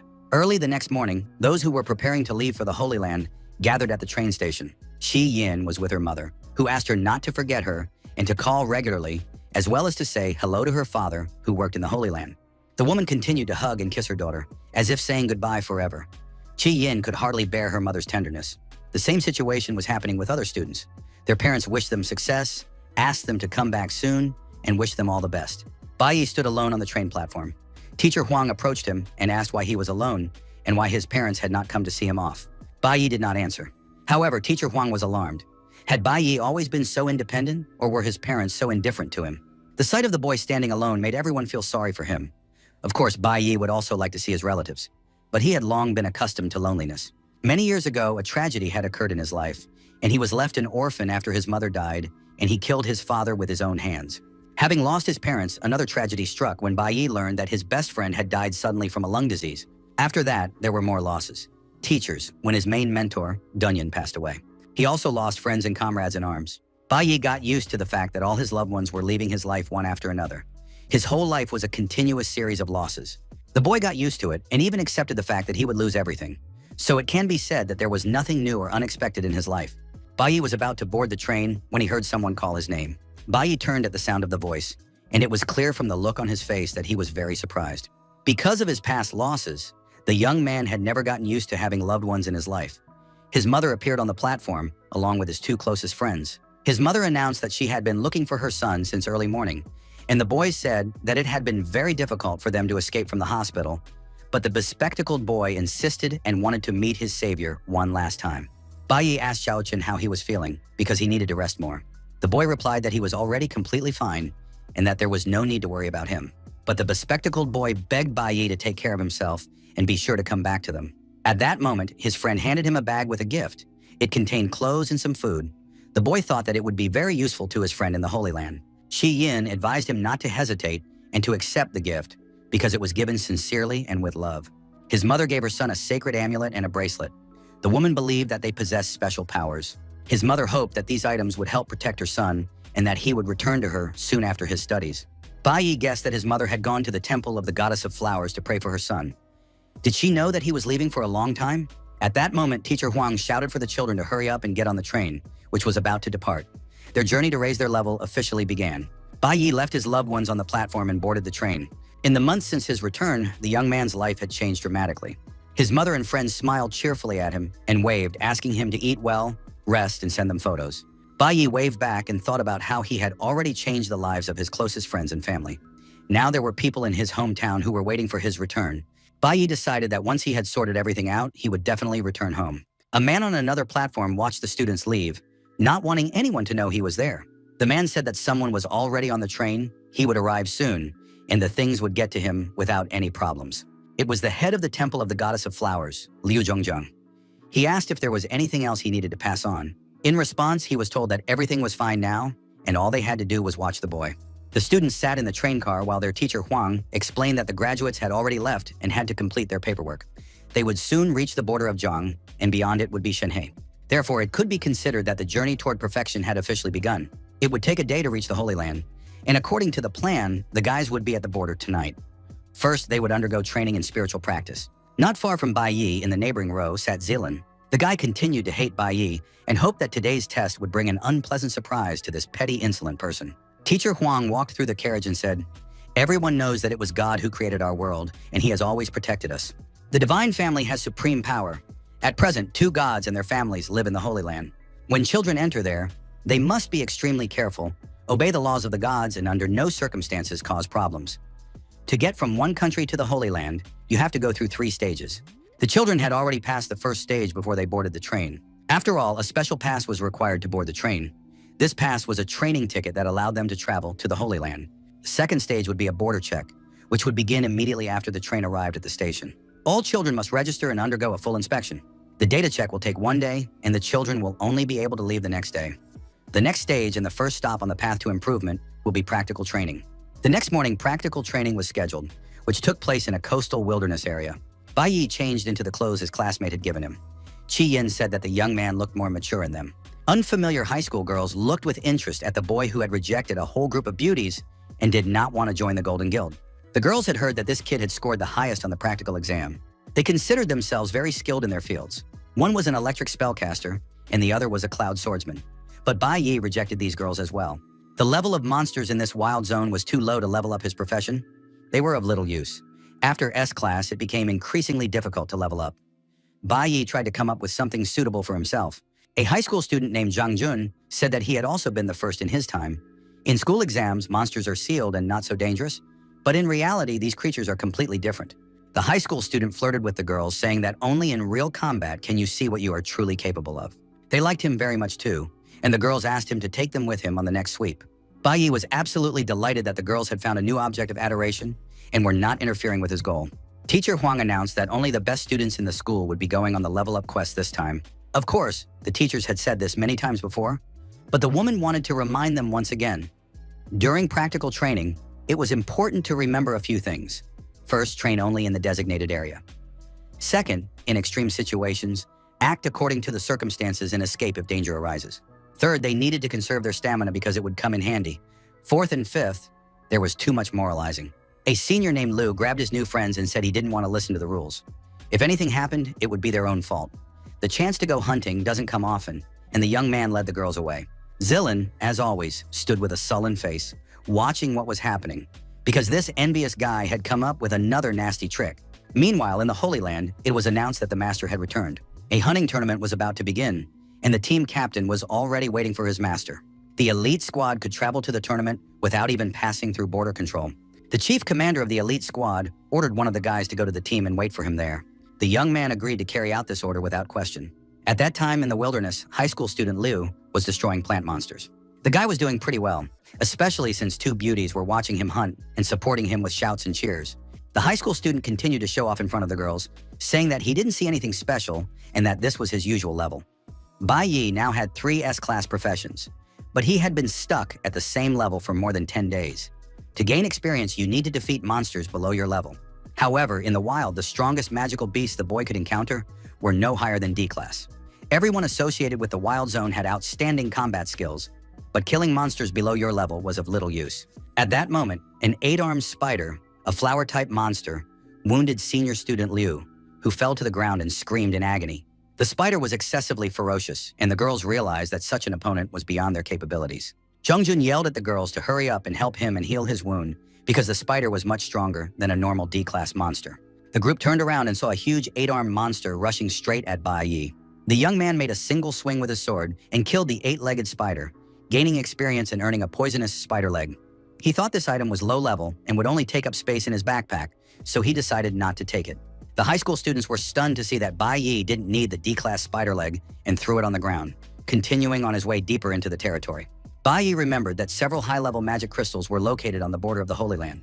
If the guy went deeper, he might find something useful. It was already late in the evening, and Bai Yi was still wandering in the forest. He was able to find many magic crystals, but it was very strange. These stones were full of energy, and they usually appeared in places where magical beasts gathered, or near magical abysses, but the magical energy in these crystals had dried up. It seemed that someone had recently absorbed it. The trees nearby were also dry, as if someone had sucked all the sap out of them. He needed to figure out what kind of creature was capable of absorbing the energy around so quickly. Bai Yi understood that no D-Class monster was capable of such a thing. Soon the young man reached the waterfall, and there was no way to go further. But soon he stumbled upon something unusual. This object clearly did not belong in this area. Some strange flask had been broken, and a green liquid had spilled onto the ground. At that time, all the students, together with their teacher Huang, had built a fire and were cooking their dinner on it, because the teacher had defeated many monsters on her own. Training is an imitation of survival in the wild, and searching for food is an integral part of it. The children had been fighting all day, so now they needed to eat. They didn't even prepare food during the level up. It was too cruel. Besides, the strange roasted tentacles didn't look edible. Teacher Huang looked around at the children and noticed that Bai Yi and Zilin were missing. They should have left food for them too, in case they came back hungry. Qiyin had always thought that the teacher was only good at theory, and she didn't expect to see how good Huang was in combat. Teacher Huang admitted that she had actually dreamed of joining the Gods Guild or passing the High Priest exam, but she lacked the ability and couldn't even try. The woman noted that this was her first time in the Holy Land, so she had to thank her best students. After all, thanks to Qiyin and Bai Yi, the teacher was able to see what she wanted to see, and she now had a chance to join Shenhe. But before they could finish talking, a strange sound rang out, and Huang immediately jumped up and pushed Qiyin to the ground. The blow struck Teacher Huang squarely in the chest, and blood spurted everywhere. The students were really scared. They didn't understand what was happening. Their teacher was dying before their eyes. At that moment, Bai Yi was running through the forest and realized that something terrible had happened. He had to warn all the children to leave. Teacher Huang, struggling to contain the pain, shouted at the children to run away because it was extremely dangerous there. She managed to warn the children to find the nearest guild. But it seemed too late. A huge B-class monster emerged from the forest. It was a corpse spider, and it was very pleased to see a large amount of nutrients. In the morning, a few hours before these tragic events, Zilin was wandering around the area. As always, he was full of malice and hatred because all the attention was going to Bai Yi.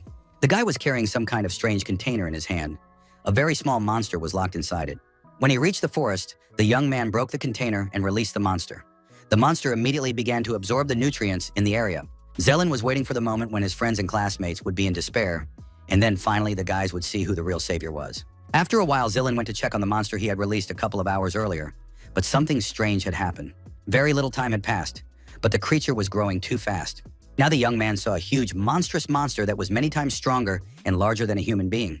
Teacher Huang was seriously injured, and several other students had various injuries. But they were all losing strength because the large spider was sucking the nutrients out of them. Bai Yi still hadn't reached the camp. In his previous life, he had already encountered scorpions. But even after rebirth, defeating such a creature required enormous effort. The monster was good at attacking and defending, and it could also hide in walls. Its strength was incredibly high, but none of the kids in the forest had a rank higher than C, so no one could handle this monster. Bai Yi understood that even if he gave it his all, he would not be able to defeat the corpse spider either. Besides, the young man didn't want to use all his strength so that other people wouldn't find out about his profession, because he didn't want to attract the attention of God. Soon, there was no one left in the camp who was in good physical shape. In an instant, all the kids were knocked to the ground. Teacher Huang realized that the creature's attack caused paralysis. The woman had no idea what to do, and her chest wound was bleeding profusely. The corpse spider was an intelligent monster. It enjoyed its victims and considered them to be very tasty nutrients. Teacher Huang couldn't let the monster devour her, so she tried to attract its attention very easily. She said that if it didn't want the monster to eat her students, it would have to use Plan B. It announced that it would start with the teacher and opened its huge mouth, which resembled a flower. The huge mouth opened over the woman, ready to swallow her. At that moment, the monster was struck by powerful sword blows. Teacher Huang saw that someone was standing between her and the corpse spider and fighting. Bai Yi tried to repel the monster's attack, blocked it, and tried to cut the toothy flower. He even managed to do so. The young man understood that this was only a brief respite, but at least for now, he was able to protect his teacher and save her from death. Bai Yi understood that the attacks of an S-Class warrior were completely useless against the monster. The young man struck blows, but the corpse spider did not even move. Bai Yi changed his profession to a cloud mage and tried to restrain the monster in any way he could. He activated an ice prison, which instantly created a freeze from the air, enveloping all enemies in front of him. And indeed, for a while, the corpse spider was immobilized. By this point, the guys had recovered a little and began to get up after their paralysis. They watched in awe as Bai Yi froze the B-class monster. But this guy was a warrior. Finally, the guys realized that the young man had two professions. Bai Yi realized that he was in a hopeless situation and had no choice. Even if everyone found out about his secret, he had to save the guys. Teacher Huang didn't know how to help the young man. She understood that he couldn't defeat the monster alone. And indeed, the ice began to crack slowly. It was impossible to think that this ice trap would solve the problem. Within a few seconds, all the ice cracked and crumbled into small pieces. The children saw that the corpse spider was nowhere to be found. It had disappeared or even died. Bai Yi understood that this was not the end. The young man had only wounded the monster, and it had temporarily retreated, but it would reappear at any moment. The boy ordered everyone to retreat immediately because he did not have enough strength to kill the monster. Teacher Huang told the children to leave, but she had to stay. None of the children understood why. Bai Yi immediately guessed that someone else had not yet arrived. Teacher Huang knew that according to school rules, no student should be left alone. They all agreed to meet at the broken camp in the evening, and it would be bad if a student came and found no one there. Bai Yi handed the container he had found to the teacher and said that this guy had released the monster. The man in the mask with dreadlocks brought 2 bowls of food and announced that today's breakfast would be spicy dumplings. Lucia was very happy because these were his favorite dumplings, and he hoped they would be spicy enough. Bai Yi also quickly finished his portion. The stranger in the mask with dreadlocks told the girl that she needed to moderate her appetite, otherwise she would get fat and no one would pay attention to her. Then the young man felt that his body was no longer obeying him, and he did not understand what had happened to him. But at that moment, a man in a mask with dreadlocks appeared. He said that for the past few months, he had been mixing a special spicy powder into his breakfast. It was necessary to get rid of the strongest ones, because without thorough preparation, it would be impossible to succeed. And now the situation was repeating itself. A dangerous monster had been released by one of his close friends. Shi Yin studied the label and found that the product belonged to a corporation headed by the Zilin family. Their laboratory studies mutants, so they used special vessels to store many specimens.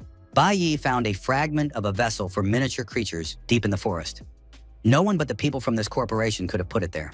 Zilin hid in the forest and watched what was happening in the clearing from a distance. The young man realized from overhearing the conversations that his plan had been exposed, and he was very angry. His classmates and friends did not understand how their friend could have done this to them. Zilin realized that he had lost again, and once more saw only one enemy in everything. After all, the main culprit was Bai Yi, who was always one step ahead. The boys didn't understand why their friend had done such a thing. Did he really want to ruin them all? They believed he should definitely be sent to prison. Some doubted and didn't believe that Zilin was such a scoundrel, but his absence spoke for itself. In any case, Teacher Huang said that the children had to leave immediately. She handed them the walkie-talkie and ordered them to go in search of a signal. Shi Yin took the radio from the teacher's hands when suddenly there was a flash, or even a bang. The girl fell, dropping the radio. Shi Yin was frightened and looked at her bloody hand. It turned out that someone had shot her. The target, of course, was not the girl herself, but the radio, which now lay on the ground completely destroyed and useless. But the trouble didn't end there. Suddenly, strange smoke bombs were thrown in the direction of the school children. They hit the ground and began to emit smoke. The children immediately began to cough violently and feel suffocated. The students smelled a pungent powder. They couldn't breathe even though they were outside. Everything around them was engulfed in green smoke and fog. But suddenly, the silhouette of a man appeared out of the fog. Bai Yi activated one of his protective functions and stood completely calm, ignoring the suffocating smoke. The stranger was wearing a gas mask and watching what he had done. Zilin, for it was he, realized that now all the guys knew that this was his doing, and no one should get out of this clearing. Bai Yi, already completely entangled in the protective smoke, approached Zilin and asked him what he intended to do. Even without asking, Bai Yi understood that the villain wanted to kill absolutely all of the kids. At that moment, the students began to feel their bodies becoming heavy. Their coughing did not stop, and they felt very ill. This was followed by paralysis. It became clear that this was a paralyzing powder, usually used to subdue dangerous animals. The children did not understand why this poisonous powder was being used against them. Zilin himself was frightened when he realized what he had done. He said that he had prepared this powder for a large spider that he wanted to destroy in front of all the children. And he wanted to do all this only because of a petty upstart. Bai Yi, his love and admiration. Zilin prepared his flaming bow and said that all his problems were constantly connected with Bai Yi. The boy pulled the bowstring and was about to shoot, while Bai Yi calmly approached his opponent without showing any aggression. Teacher Huang tried to stop the tragedy, telling Zilin that it was not too late to stop the killing. The teacher asked him not to make a mistake, because the young man had accidentally released the beast and did not really want to endanger all the children. But Zilin insisted that things had gone too far and it was too late. Nothing could be fixed now, and there was no need to try to deceive him. Teacher Huang could no longer move. The powder was very strong and had a powerful effect. Bai Yi understood that if things continued like this, he would also be paralyzed. The young man stabbed himself in the leg with a dagger. Bai Yi turned to Teacher Huang, who was already unable to move, and said that this time Zilin was indeed right. What he had done could not be undone. Things had gone too far, no matter how difficult it was, and no matter what the reasons were. Zilin had shot the arrow because his nerves could no longer take it. Bai Yi shouted, "How dare this fool raise his weapon against his own people?" And his adrenaline level rose significantly from everything that was happening. Bai Yi deflected the blow with lightning speed and immediately counterattacked. The severed weapon, along with the hand that held it, flew upward. Zilin watched his severed hand fly away, filled with horror and surprise. Bai Yi had no intention of stopping, for before him stood a true traitor who deserved no mercy. Zilin sobbed, clutching the stump of his arm, and cried out that he was in pain and that his opponent had clearly gone mad. But then the young man became enraged again and began to accuse Bai Yi, saying that it was all his fault. Bai Yi understood that this cowardly and pathetic murderer had been hiding in the bushes all this time. Zilin had simply watched the unfolding disaster from behind the trees, then saw his teacher wounded and his classmates dying. The boy watched as the disaster he had created spiraled out of control. It was a horrific scene. The giant spider tried to kill his friends and almost devoured his teacher. Zilin burst into tears and sobbed with fear, afraid that he would not be able to defeat such a monster. He wanted to say something else, but suddenly felt that his actions were no longer under his control. Bai Yi was angry, pointed his weapon at the villain, and said that he must be prepared to answer for his actions, since he had once made a decision. Zilin began to realize that he was facing a real madman. Terrified, crying, and choking on blood, the young man realized that Bai Yi really was going to kill him. Bai Yi used the mark of retribution. It was used when the enemy was close to death and unleashed all its accumulated power. In order to reduce his opponent to a pitiful nothingness and sever his connection to magic forever, Zilin became an ordinary person and lost his ability to awaken. Bai Yi had already completed his act of vengeance when he suddenly heard a voice calling out to him. The young man saw a large spider, which was once again whole and unharmed, and its bloodthirsty flower had seized the teacher. Bai Yi realized that the magical beast had recovered and was ready to kill again. In addition, all the children were lying paralyzed on the clearing after inhaling the poisonous smoke. Of course, the paralyzing powder had also affected the large spider. Now it could barely move. However, even if Bai Yi gave it his all, he would hardly be able to defeat the monster. But the young man had no other choice. All he could do was wait for the right moment to attack. Bai Yi stood waiting when suddenly flashes of golden energy began to appear around him. It turned out that the toothy flower had been cut off and was lying on the ground, with Qi Yin falling out of it. Teacher Huang supported the girl, who was unconscious after the smoke attack and her time in the monster's mouth. Hanliu arrived just in time. With 2 movements, she destroyed the corpse spider and saved all the children. It turned out that the monster was not yet dead, but only wounded. Han Lei said that she could not defeat it alone and hoped that Bai Yi would fight alongside her. Bai Yi was, of course, shocked, but it was not yet time to ask all the questions he wanted to ask. The monster had to be destroyed. Suddenly, the spider disappeared, which greatly surprised the girl, but Bai Yi explained that the monster could change color. The corpse spider was wounded and immediately disguised itself to recover its health. Bai Yi explained that all his companions were paralyzed by the powder and would remain motionless for some time. Hanla saw that the young man was holding up well and threw him an object. She said she only had one recovery potion and that the young man had to take it now. For some reason, the Golden Guild was delayed, and it was unclear when they would arrive. The girl looked around carefully, trying to determine the monster's location. Bai Yi was sure that the corpse spider was still here, absorbing the energy around it. Suddenly, the corpse spider rushed to attack and was about to strike from behind. However, the young man managed to use his weapon to block the blow, but he couldn't completely neutralize the damage. Hanya immediately took advantage of the spider becoming visible and began to deliver cutting blows. Hanyo and Bai Yi repelled another attack from the monster and now stood shoulder to shoulder, preparing to continue in the same vein. The young man had already recovered his health and said that he would fight alongside the girl and they would do their best. The guy noted that the girl's attack and reaction were excellent, but she was still a student and should be careful. The beauty replied that he was also a student, but he spoke as if he were already an adult and experienced warrior. At that moment, the spider regained consciousness and began to threaten everyone, declaring that now absolutely everyone would die. Bai Yi regained his confidence and, feeling his strength, rushed to attack the monster with his new partner. The young man struck blows, but they had no effect. Hanlei tried to do what she could with her golden sword. After a while, it became clear that the corpse spider's armor was impossible to penetrate. In addition, Hanlei began to choke and cough, and she was wounded, and Bai Yi had already drunk the life-giving healing liquid. It became clear that the spider's attacks were poisonous, and the girl was already showing signs of poisoning. Bai Yi struck blow after blow, trying to damage the enemy in any way he could. Han Yue noticed that the boy's defense had reached the level of the best warriors, but it was really just bravado. The large spider was still very strong.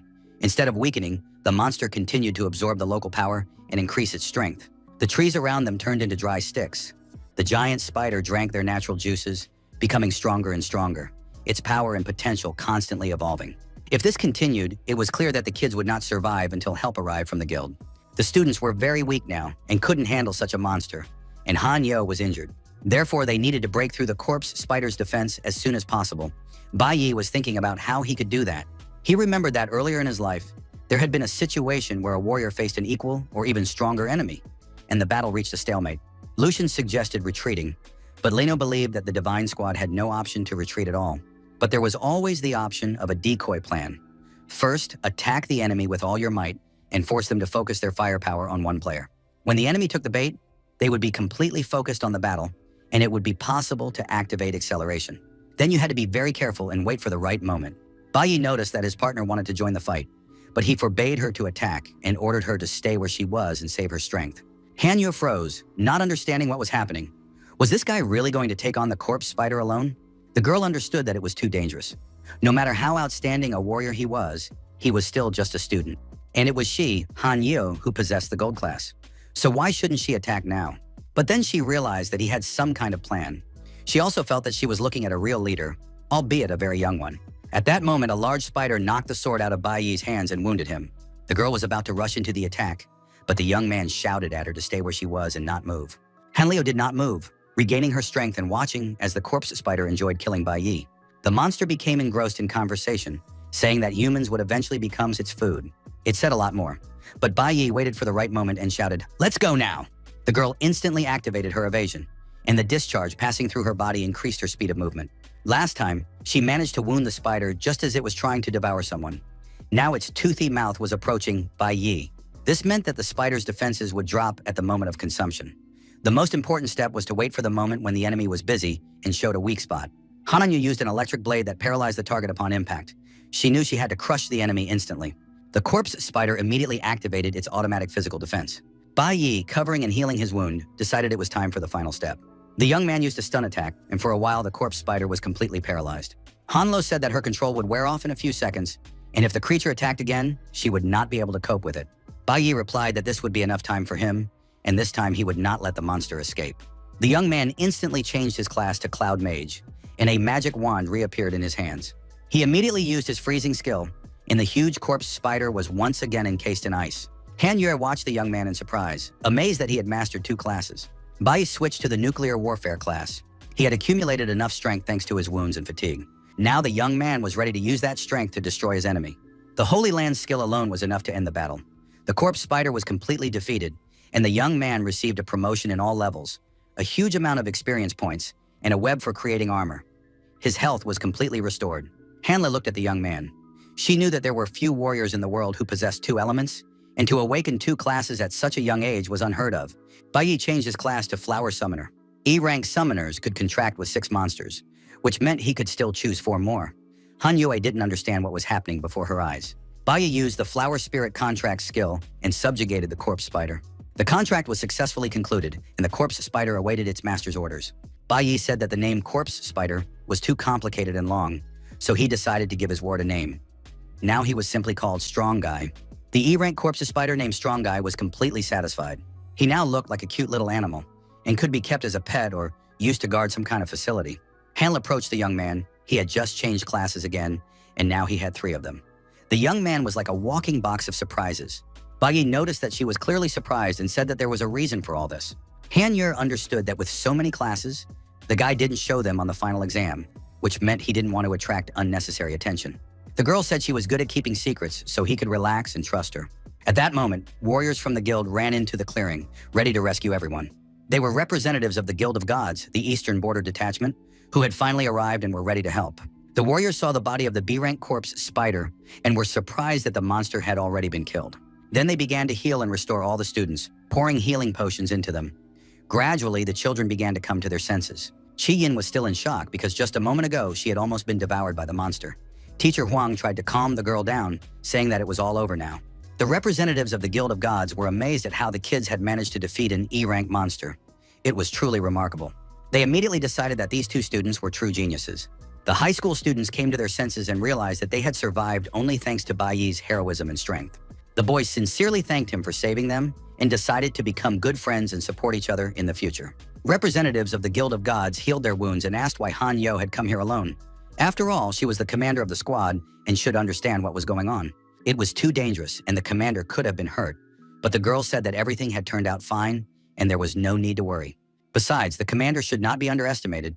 She was a gold class, and such talent was born only once every few years. Hanyo listened to the admiring words of her subordinates, but she understood that today she had met a true genius. Bai Yi was that genius and remained full of mysteries. When all the students had been restored and healed, the teacher took roll call. It turned out that 1 student was missing. The rest were sent on a special train, and representatives of the guild were to search for the missing one. At that moment, another container for transporting monsters was broken in the wild zone. Sillin rushed away, shouting for the monster not to come near him. He had not released the monster so that it could eat him. The monster was stupid and was supposed to attack others, but it was Zillin who was eaten.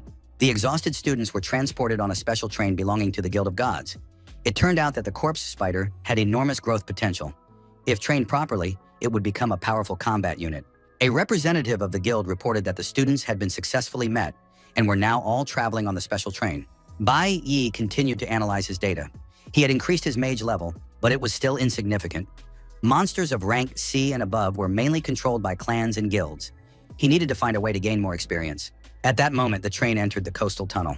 After passing through the tunnel, everyone arrived in the long-awaited holy state.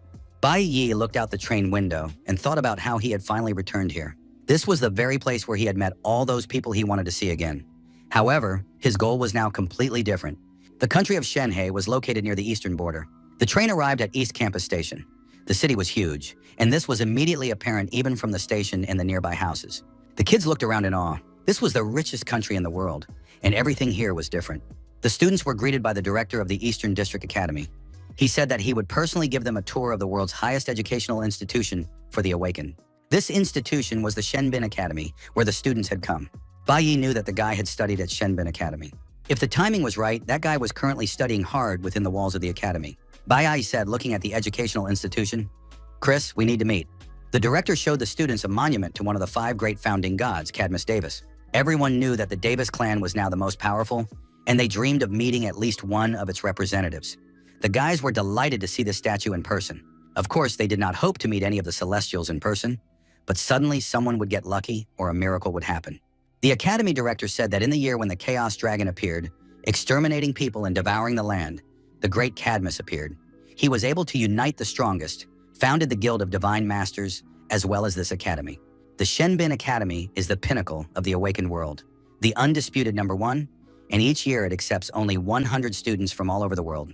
Candidates must not only have a rank of at least B, but also pass a grueling entrance exam. The students understood that they would not reach rank B, because at school they worked hard to get at least rank D. Indeed, there are only a handful of B-rank awakened ones in the entire country, and getting into the academy before reaching adulthood is simply unrealistic. Bai listened to the director's story and realized that it was in these hellish conditions that Chris, who had graduated from the academy, had studied. The teacher brought him in and said that the students should meet their new partner, Chris. Of course, it was forbidden to share information about each other's past, but the teacher whispered that Chris was the best graduate of the Shenbin Academy. Bai believed that Chris was currently studying at the academy. The young man had to urgently raise his rank, become stronger than Chris, and be sure to enter the academy. Chi Yin listened to the principal's story and recalled that Bai Yi was going to stay at this school, which meant that the young man must have had a plan. But then the girl's thoughts were interrupted by a man who asked why she hadn't visited her father right away. Chi Yin was clearly embarrassed by such attention. The academy director bowed to the man and greeted Secretary Chen. The secretary reported that the girl's father had completely worn himself out. He had fallen ill a few days ago, but had forbidden anyone to tell anyone about it. Yin immediately rushed to the car to go and see her father. The students watched her go with surprise. They didn't understand who this girl was. If the academy director treated his secretary with such respect, she must be some kind of important person. But then an even more powerful car pulled up, a huge black limousine that parked right next to the school children. The kids were even more surprised. They didn't understand who or what it was, and thought that all cars in Shengi were that cool. A group of very fashionable and businesslike young people got out of the car and approached the academy director. The academy director reprimanded the students for being late. However, the guys did not feel guilty at all. They said that they cleaned the dungeon every night, so they overslept a little, and the director should take that into account. There had been a very fierce battle the night before, so the guys overslept a little. The academy director did not argue or scold them, but instead introduced the team that would also be participating in the training trip. They were local students from Shanghai who belonged to the prestigious private Eastern Academy. The students noted that these local guys had very cool outfits and generally looked older and more confident. The director wanted to introduce these guys in more detail, but he was abruptly interrupted. The leader of the local students was very arrogant. He said that there was no point in introducing them to some nobodies, because these students from a vassal country were just commoners and plebeians. Teacher Huang, along with the high school students, looked at the arriving team and realized that there were only 5 of these students. The local kids literally burst out laughing. They were indeed country bumpkins who had never heard of private academies. The boys said they belonged to the aristocracy of this country. Therefore, there couldn't be too many of them, like some kind of rabble. They had a completely different level of education and resources. The point was not that there were only 5 of them, but that there were only 5 students in their entire school, and all the academy's resources were devoted exclusively to them. This information greatly surprised the visiting students, but as public school students, it was difficult for them to understand. Such an arrogant attitude angered senior student Liu, who demanded that the leader stop humiliating them. However, the local leader had no intention of watching his language, because a place at the academy had already been prepared for him and his comrades. He was only in his 2nd year, but had already reached level 30. One more step, and the guy would get a B rank. They didn't come here to train, but simply to look around. Liu was very upset by this attitude, but he didn't lose hope and said that their elite team would wipe the floor with the locals. The locals, however, were not appeased. They claimed that they had already worked together perfectly and had even cleared a D-rank dungeon yesterday with flying colors, a record for all students. The guys thought they shouldn't bother with these weaklings. They probably hadn't even seen a D-rank dungeon. How could ordinary people from poor neighborhoods know how the aristocracy lived? Hearing this was very unpleasant, and the students were angry. Bai Yi tried not to react to the chatter. He just listened as the local elite group talked about how their goal was to become blessed, while the weaklings would be stuck living in their village. Bai Yi knew that blessed was the highest social status available to people without divine blood. It was a goal that everyone aspired to, the pinnacle that he had reached in his past life. Of course, it sounded ridiculous, but he had staked his life on ultimately no longer desiring the gods in such a life. But his attention was distracted by the loud rattling of a propeller that suddenly appeared above their heads. The school children looked up and watched in amazement. Indeed, the country was a curiosity. In fact, at that moment, the personal transport of the divine clan was landing in front of the children. No one understood why it had flown here. Soon the helicopter opened its doors and a man stepped out, announcing that it seemed that all the students were already assembled. The students watched in amazement and tried to guess who this man was who had arrived in such a strange vehicle. It was a blessed one from the DB's clan named Lin Feng. The man approached the group of students and said that, according to his information, there should be a student named Bai Yi among them. The local students did not know who he was or why Lin Feng himself was interested in this student. Bai Yi stepped out of the crowd and introduced himself, giving his name. Lin Feng adjusted his glasses and asked if it was true that this young man had single-handedly cleared the D-rank dungeon during the trial test. The Divine Debus clan was very interested in the achievements of such a promising student. The clan would soon be holding a hunting tournament and invited Bai Yi to personally participate as a spectator. The local players were stunned. They couldn't understand how this youngster was able to clear the D-rank dungeon single-handedly and even receive an invitation from the Divine Clan. Lin Feng pointed to the helicopter and invited Bai Yi to follow him. Bai Yi remained focused and calm, showing no emotion, just watching what was happening. 100 years ago, the world was plunged into chaos, and monsters with great magical power descended upon the earth. Humanity was powerless to resist them, but 5 powerful deities appeared, defending the people and exterminating the monsters. Under the protection of the gods, the world was saved, and all the monsters were defeated. Since then, people have been filled with reverence for their saviors and have begun to worship them. To protect humanity, the gods remained in the mortal world, bestowed knowledge and power upon humans, created a powerful army, and established new laws. The gods began to form alliances with humans and left behind offspring. The direct descendants of the gods came to be known as the Divine Clan. This was the well-known story that all people knew, and all of humanity lived under the rule of these gods. The leader of the local school children said that they also wanted to attend the hunting tournament, since it was taking place on the lands of the Divine Clan. Ordinary people were not allowed there, let alone watch the hunt. Lin Feng said that the educational trip was organized by the Fiba family, so all students were invited. There was still time before the excursion to the guild, and anyone who wanted to could go with them. The students who had arrived were stunned when they realized they had a chance to enter the land of the gods. Even the high school students understood how cool this was, because only the nobility were allowed into this territory. They were really lucky. Lin Feng said that if everyone was okay with it, they could follow him. The divine family of Thebes owned the heavenly city. Their residence was above their domain, and they truly watched over life from above the clouds like gods. At that time, there were 5 divine families scattered throughout the world, and the Thebes family lived in this place. They were all descendants of the god Cadmus. Now they led the strongest army in the world, the Guild of Gods. In addition, they ran the Academy of Divine Weapons, so the selection and leadership of the troops rested entirely on the shoulders of the Thebes family. The awakened academies in other countries were also under their jurisdiction. The Fiba family became interested in Bai Yi because of his graduation exam results. It was clear that they were selecting the best students for their ranks. But why they chose a hunting tournament for the meeting remained a question. The divine inhabitants lived in a huge palace created from the best works of art of humanity. Genius creations from all over the world were gathered here.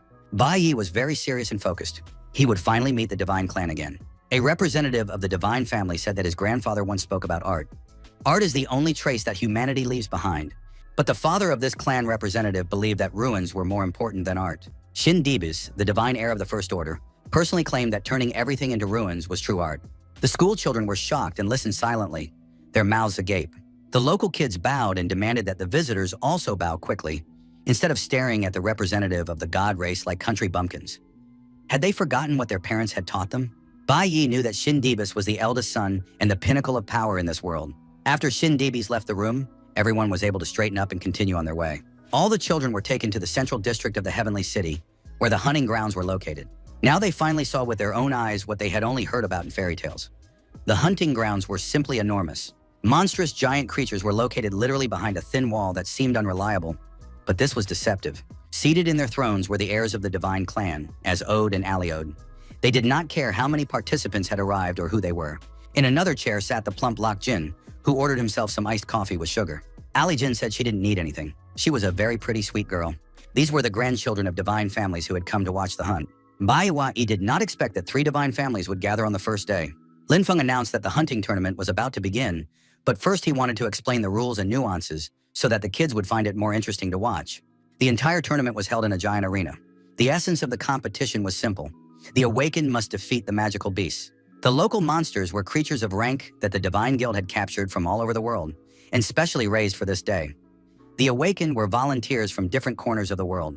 To ensure that the hunt was not too easy, only those who had not reached level B were allowed to participate. Everyone competed on their own behalf. 10 points are awarded for killing 1 ranked monster. The winners are determined by the final ranking. There was also a table of the value of different monsters. The students figured out that since the monsters were S rank and the participants had not reached B rank, their strengths were roughly equal. Usually, whole groups go after monsters of this level. It was immediately clear that only the truly brave had signed up for this hunt. Even representatives of the Golden Guild watched the proceedings with interest. Lin Feng said that this year the tournament coincided with a holiday. Therefore, the Dibas family had prepared a truly royal reward for the winner, which was kept in a special chest. When all the details had been explained, Lin Feng announced that the tournament would begin shortly and asked everyone to welcome the participants. This year, only 12 players entered the hunting tournament. It was immediately apparent that the most experienced and strongest hunters from all over the world had gathered.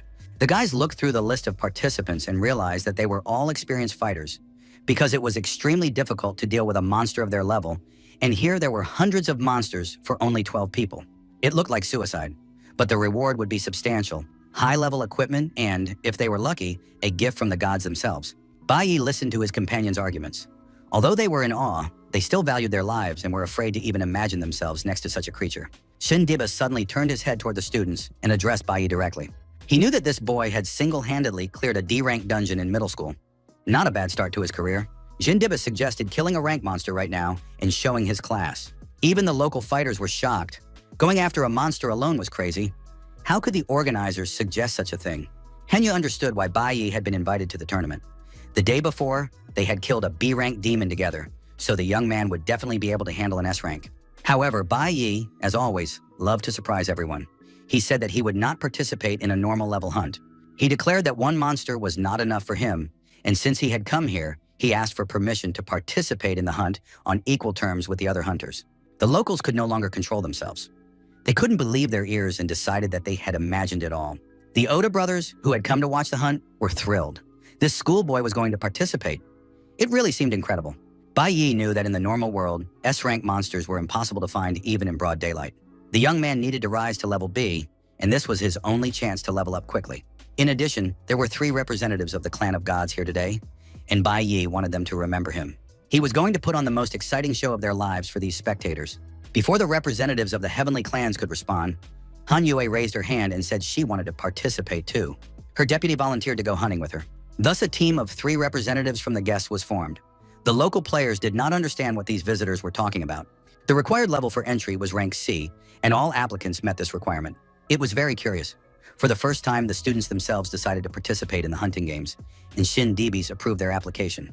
The locals believed that the villagers simply wanted to show off in front of the gods. Of course, there were cases when the gods chose someone as their apostle for outstanding achievements. The leader of the local players raised his hand and said that he would also participate.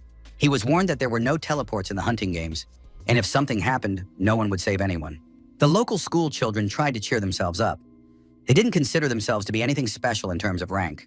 The local aristocrat was sure that they were no worse than these worthless kids from the vassal countries. In the end, 8 more people joined the hunt. Some of the students belonged to a private academy, and 3 were from the country of Zhang. The spectators from the Divine Plains were very pleased with the situation.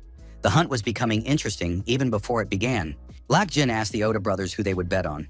The brothers decided to bet $1 million on the students of the local academy. They had received an elite education, second only to their own, so these players could in no way be compared to some bugs from nowhere. Shin Dibis announced that he would personally bet on Bai Yi. One of the twins laughed. He's an unknown upstart. It's just throwing money down the drain. Lak Jin listened to all the arguments, but he still wasn't sure who to bet on. Lin Feng was already thinking about hunting when he remembered that he had forgotten to warn the participants. Under no circumstances should they approach the central area of the dark forest. All the commotion had distracted him a little, and the new players had confused him, so he hadn't had time to give them a warning. However, it was unlikely that the players would get there. The hunt was announced and the participants entered the hunting zone. Once inside the hunting grounds, the guys split into teams and went in different directions. The players from the local academy, armed with their weapons, slowly made their way deeper into the forest, looking around. The girl mage with a wand in her hands was clearly frightened. She had never fought S-rank monsters before. Her team leader told her not to panic and not to give in to her fears. They had already defeated a D-rank boss. The strength of an ordinary S-rank monster was roughly equal to that of a D-rank boss. They just needed to work as a team, as before, and everything would work out. They had to show those village bumpkins what the real elite was made of. The team, led by Bai Yi, calmly advanced deeper into the territory, attentive, focused, but not afraid and fully armed. Suddenly, the young man felt a strange effect, as if some kind of waves were stopping him. He didn't understand what was happening, but his heart was beating like crazy, which usually happens when adrenaline rises. Hanya noticed that something was wrong with her friend, but Bai Yi reassured her. Everything's fine. He tried to smile and said that he just felt a little unwell, but that he was fine now. At that moment, the deputy turned to the guys. Since we're all here together, why not join forces? He added that since Bai Yi had declined the invitation to join their team, the team leader had been feeling restless. Now the young man himself wanted them to start cooperating with him because he was worried about Han Yue and was willing to do anything to make her feel better. It became clear that Bai Yi was very devoted to his commander. He asked again, "Do you agree to join forces and work together?" A huge, monstrous, dragon-like creature realized that today he would get something tasty. It flicked its long, poisonous tongue at one of the players, who managed to defend himself with his shield. It was very dangerous. The players immediately stopped, struck by the size and strength of the monster. Before the school children stood Carlowin, a nuclear mage, very strong and powerful. The leader suggested that they chase after him. It was an ice tyrannosaurus of the S rank, which came out of the bushes and appeared before the school children in all its glory. The kids began to attack it, trying to inflict cuts and add poison. The cuts were very successful. The ice tyrannosaurus howled in pain and bled to death.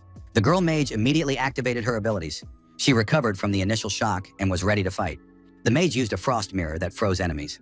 She shouted to her companions that this state could keep the monster at bay for a while longer. Meanwhile, her teammates took advantage of the situation and immediately rushed to attack the immobilized creature. Powerful poison arrows with a poison attribute were used, as well as a blade that released a flying blade. One of the players volunteered to finish the job, unleashing fiery energy at the frozen creature. The ice tyrannosaurus began to thaw just as the flames exploded near its snout. The shock wave, which had accumulated energy, threw the projectile in all directions, scattering the monster's fragments across the field. The school children realized that they had succeeded, despite their fear and tension. They killed Carlovin and received the tail and bone of the ice dragon as trophies, as well as earning points for their account. With this battle, the players confirmed that they were truly elite. They had defeated a wild S-Class monster. The leader of the elite team told his comrades to help him with everything first, and only then to run their mouths. But the female mage looked alarmed. She looked at the ranking table and was clearly unhappy with what she saw. All 3 top spots currently belonged to the team of visiting school children. The 3 of them had already killed more than a dozen monsters. The local school children did not understand how this was possible, since they had just barely managed to defeat one monster together. The spectators from the divine families were dissatisfied. The much-praised elite education was not producing the expected results. The guys who had bet $1 million were now losing. Killing a monster was not easy, and the brothers were tearing their hair out in anger. They looked enviously at Shindibis, who had been lucky so far. The man had bet on Bai Yi. Perhaps he knew and sensed something. The commoner had indeed suddenly broken into the top 3. Definitely, one should never underestimate the power of ordinary people. That's what Xing's father had been telling him since childhood. Lac Jin was also pleased. The guy hadn't even had to place a bet yet, and everything that was happening seemed too easy. If things continued like this, the hunt would cease to be interesting. Shindibis asked what the guy suggested to make it more interesting for everyone. Lac Jin said that he also wanted to sign up and bet on himself. But on the other hand, he couldn't risk his divine power and blood like that, so he would send his servant instead. The servant was also awakened, and the rules only allowed awakened beings of rank to participate. Lac Jin believed that mystery was the most important thing and wanted no one to even guess the truth. He ordered the monsters that had been kept in reserve to be released. If his representative did not take first place, it would be better for him to die in this forest. At that time, a galactic hippopotamus was fighting in one of the fields. The hunters did not understand where so many high-level monsters had come from. One of the hunters tried to call for help when the galactic hippopotamus almost crushed him with his powerful paw. The player begged to be saved and pulled out as soon as possible. But a moment later, a notification appeared. A player named Louis had been eliminated. The guys watching the hunt noticed with alarm that the awakened ones began to disappear from the screens one by one. They were strong, but they couldn't withstand this hunt. The representatives of the divine families, on the contrary, were excited and happy. It was clear that they were enjoying the spectacle. The Oda twins rejoiced like children. Only when there is resistance does it become fun. One of the twins asked to release more monsters if there were any left in reserve. Shindibis watched the hunt on monitors. He was interested, but he did not feel the bloodthirsty excitement that the others felt. Soon, an S-rank star monster called the Stone Monkey was released for the hunt. It was extremely strong, and Hanyo fought it, noting that even with a broken leg, the enemy was dangerous. Hanyo found herself in a difficult situation, but suddenly felt help coming. At that moment, Bai Yi attacked the Stone Monkey with his foot, dealing significant damage.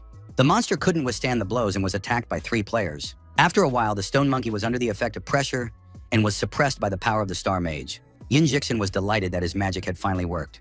The gravitational pressure skill struck a single target and brought powerful pressure down upon it.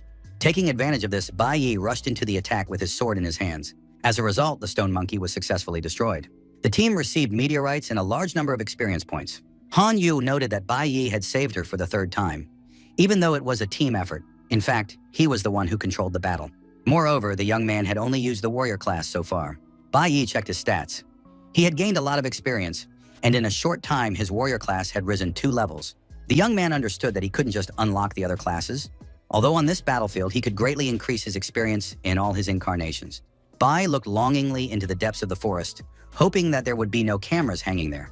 He wanted to practice his other professions. The young man decided to find a way to be alone and headed into the unfamiliar dark forest for a while. The ranking table looked impressive. The first 3 places belonged to guest hunters. The guys were happy with their results, rejoicing that teamwork had brought such success. It seemed that first place would go to one of them, but 4th place was clearly lagging behind. Hanyo noticed the performance of one of the players who was not even in the top 5 yet. This guy was rapidly gaining points and quickly climbing up the rankings. Bai Yi looked at the young man's photo and guessed that it was Gannis. The giant monster, a level 29 elephant, was successfully defeated. The blessed Gannis was a B-rank cloud warrior. He found it easy to destroy S-rank monsters. Within a few minutes, the young man moved up to 3rd place, and Luo Jin was delighted that his protege was rising to the top. The young man was confident that this time he would take 1st place, because Bai Yi was just a village bumpkin. As Zode considered this unfair, the guy was allegedly trying to cheat by putting someone else in his place. His brother noted that they had never lost a bet before, so they were upset. Jindibis watched what was happening with restraint, showing no emotion, completely focused. The man suggested that the representatives of the divine families raise their bets. They could bet on anyone. Shindibis himself was going to bet another 100 million on his protege Bai Yi. The Oda twins thought the man had really lost his mind. Such huge sums. Lak Jin said that Gannis was his most loyal dog, and if he wanted to part with his money so quickly, he had no objection. They decided to add motivation for the players to speed up the outcome of the tournament. Shindibis ordered to add excitement to the game, and everyone immediately understood what he meant. The participants were informed over the loudspeaker that the final of the hunting tournament was now open. The organizers decided to release even more ferocious monsters. The players had to decide, stay in the arena and continue hunting or leave. A female mage from the elite team announced that she was leaving the arena. In addition, the Tebas family added a special prize to the fun. Whoever took 1st place would receive a valuable reward. It was an item called the Holy Kiss. Bai Yi knew that the Holy Kiss was a ring that a representative of the race of gods could give only once in a lifetime. For an ordinary person, this ring was equivalent to a gold medal of immortality. Even for a mortal sin, the owner of the ring could receive a pardon. In a previous life, the teacher had used exactly the same ring to get Bai Yi out of the prison of the awakened for killing his father. Bai Yi did not expect the Tebas family to be so generous. The competition became even fiercer, and Bai Yi had almost no time left to level up his skills. Yenin noted that teamwork was reliable, but the points were coming in too slowly, and there were fewer monsters around, so he suggested that everyone fight on their own. In addition, a mysterious newcomer had already appeared on the field. This arrangement suited Bai Yi perfectly, but he asked Han Yue if she could handle it on her own. The girl realized she was right. Bai Yi had joined the team just to back them up. She smiled and replied that they shouldn't underestimate the best team in the school, and they would see who would take 1st place. After that, all the players rushed to attack and destroy the monsters one by one. Gannis fought like a machine, completely emotionless, completely obeying his master. It was no coincidence that Lak Jin threatened, if the guy doesn't take 1st place, he will die. The divine lodges watched the hunt, but Lak was the most delighted of all. After all, it was his dog who was the real predator, while Bai Yi looked like a cheap imitation. It seemed that Shindibis would lose a huge amount of money today. At that moment, Bai Yi was walking alone in the forest. From the outside, it seemed that even his comrades had abandoned him because he looked like a complete nobody. At that moment, the young man looked directly into the camera that was filming him. There was something strange on his face. None of the observers noticed anything unusual, but at that moment, the broadcast was interrupted, and the camera showing Bai Yi stopped working. Shindibis understood. It was at that moment that Bai Yi decided to show his true power.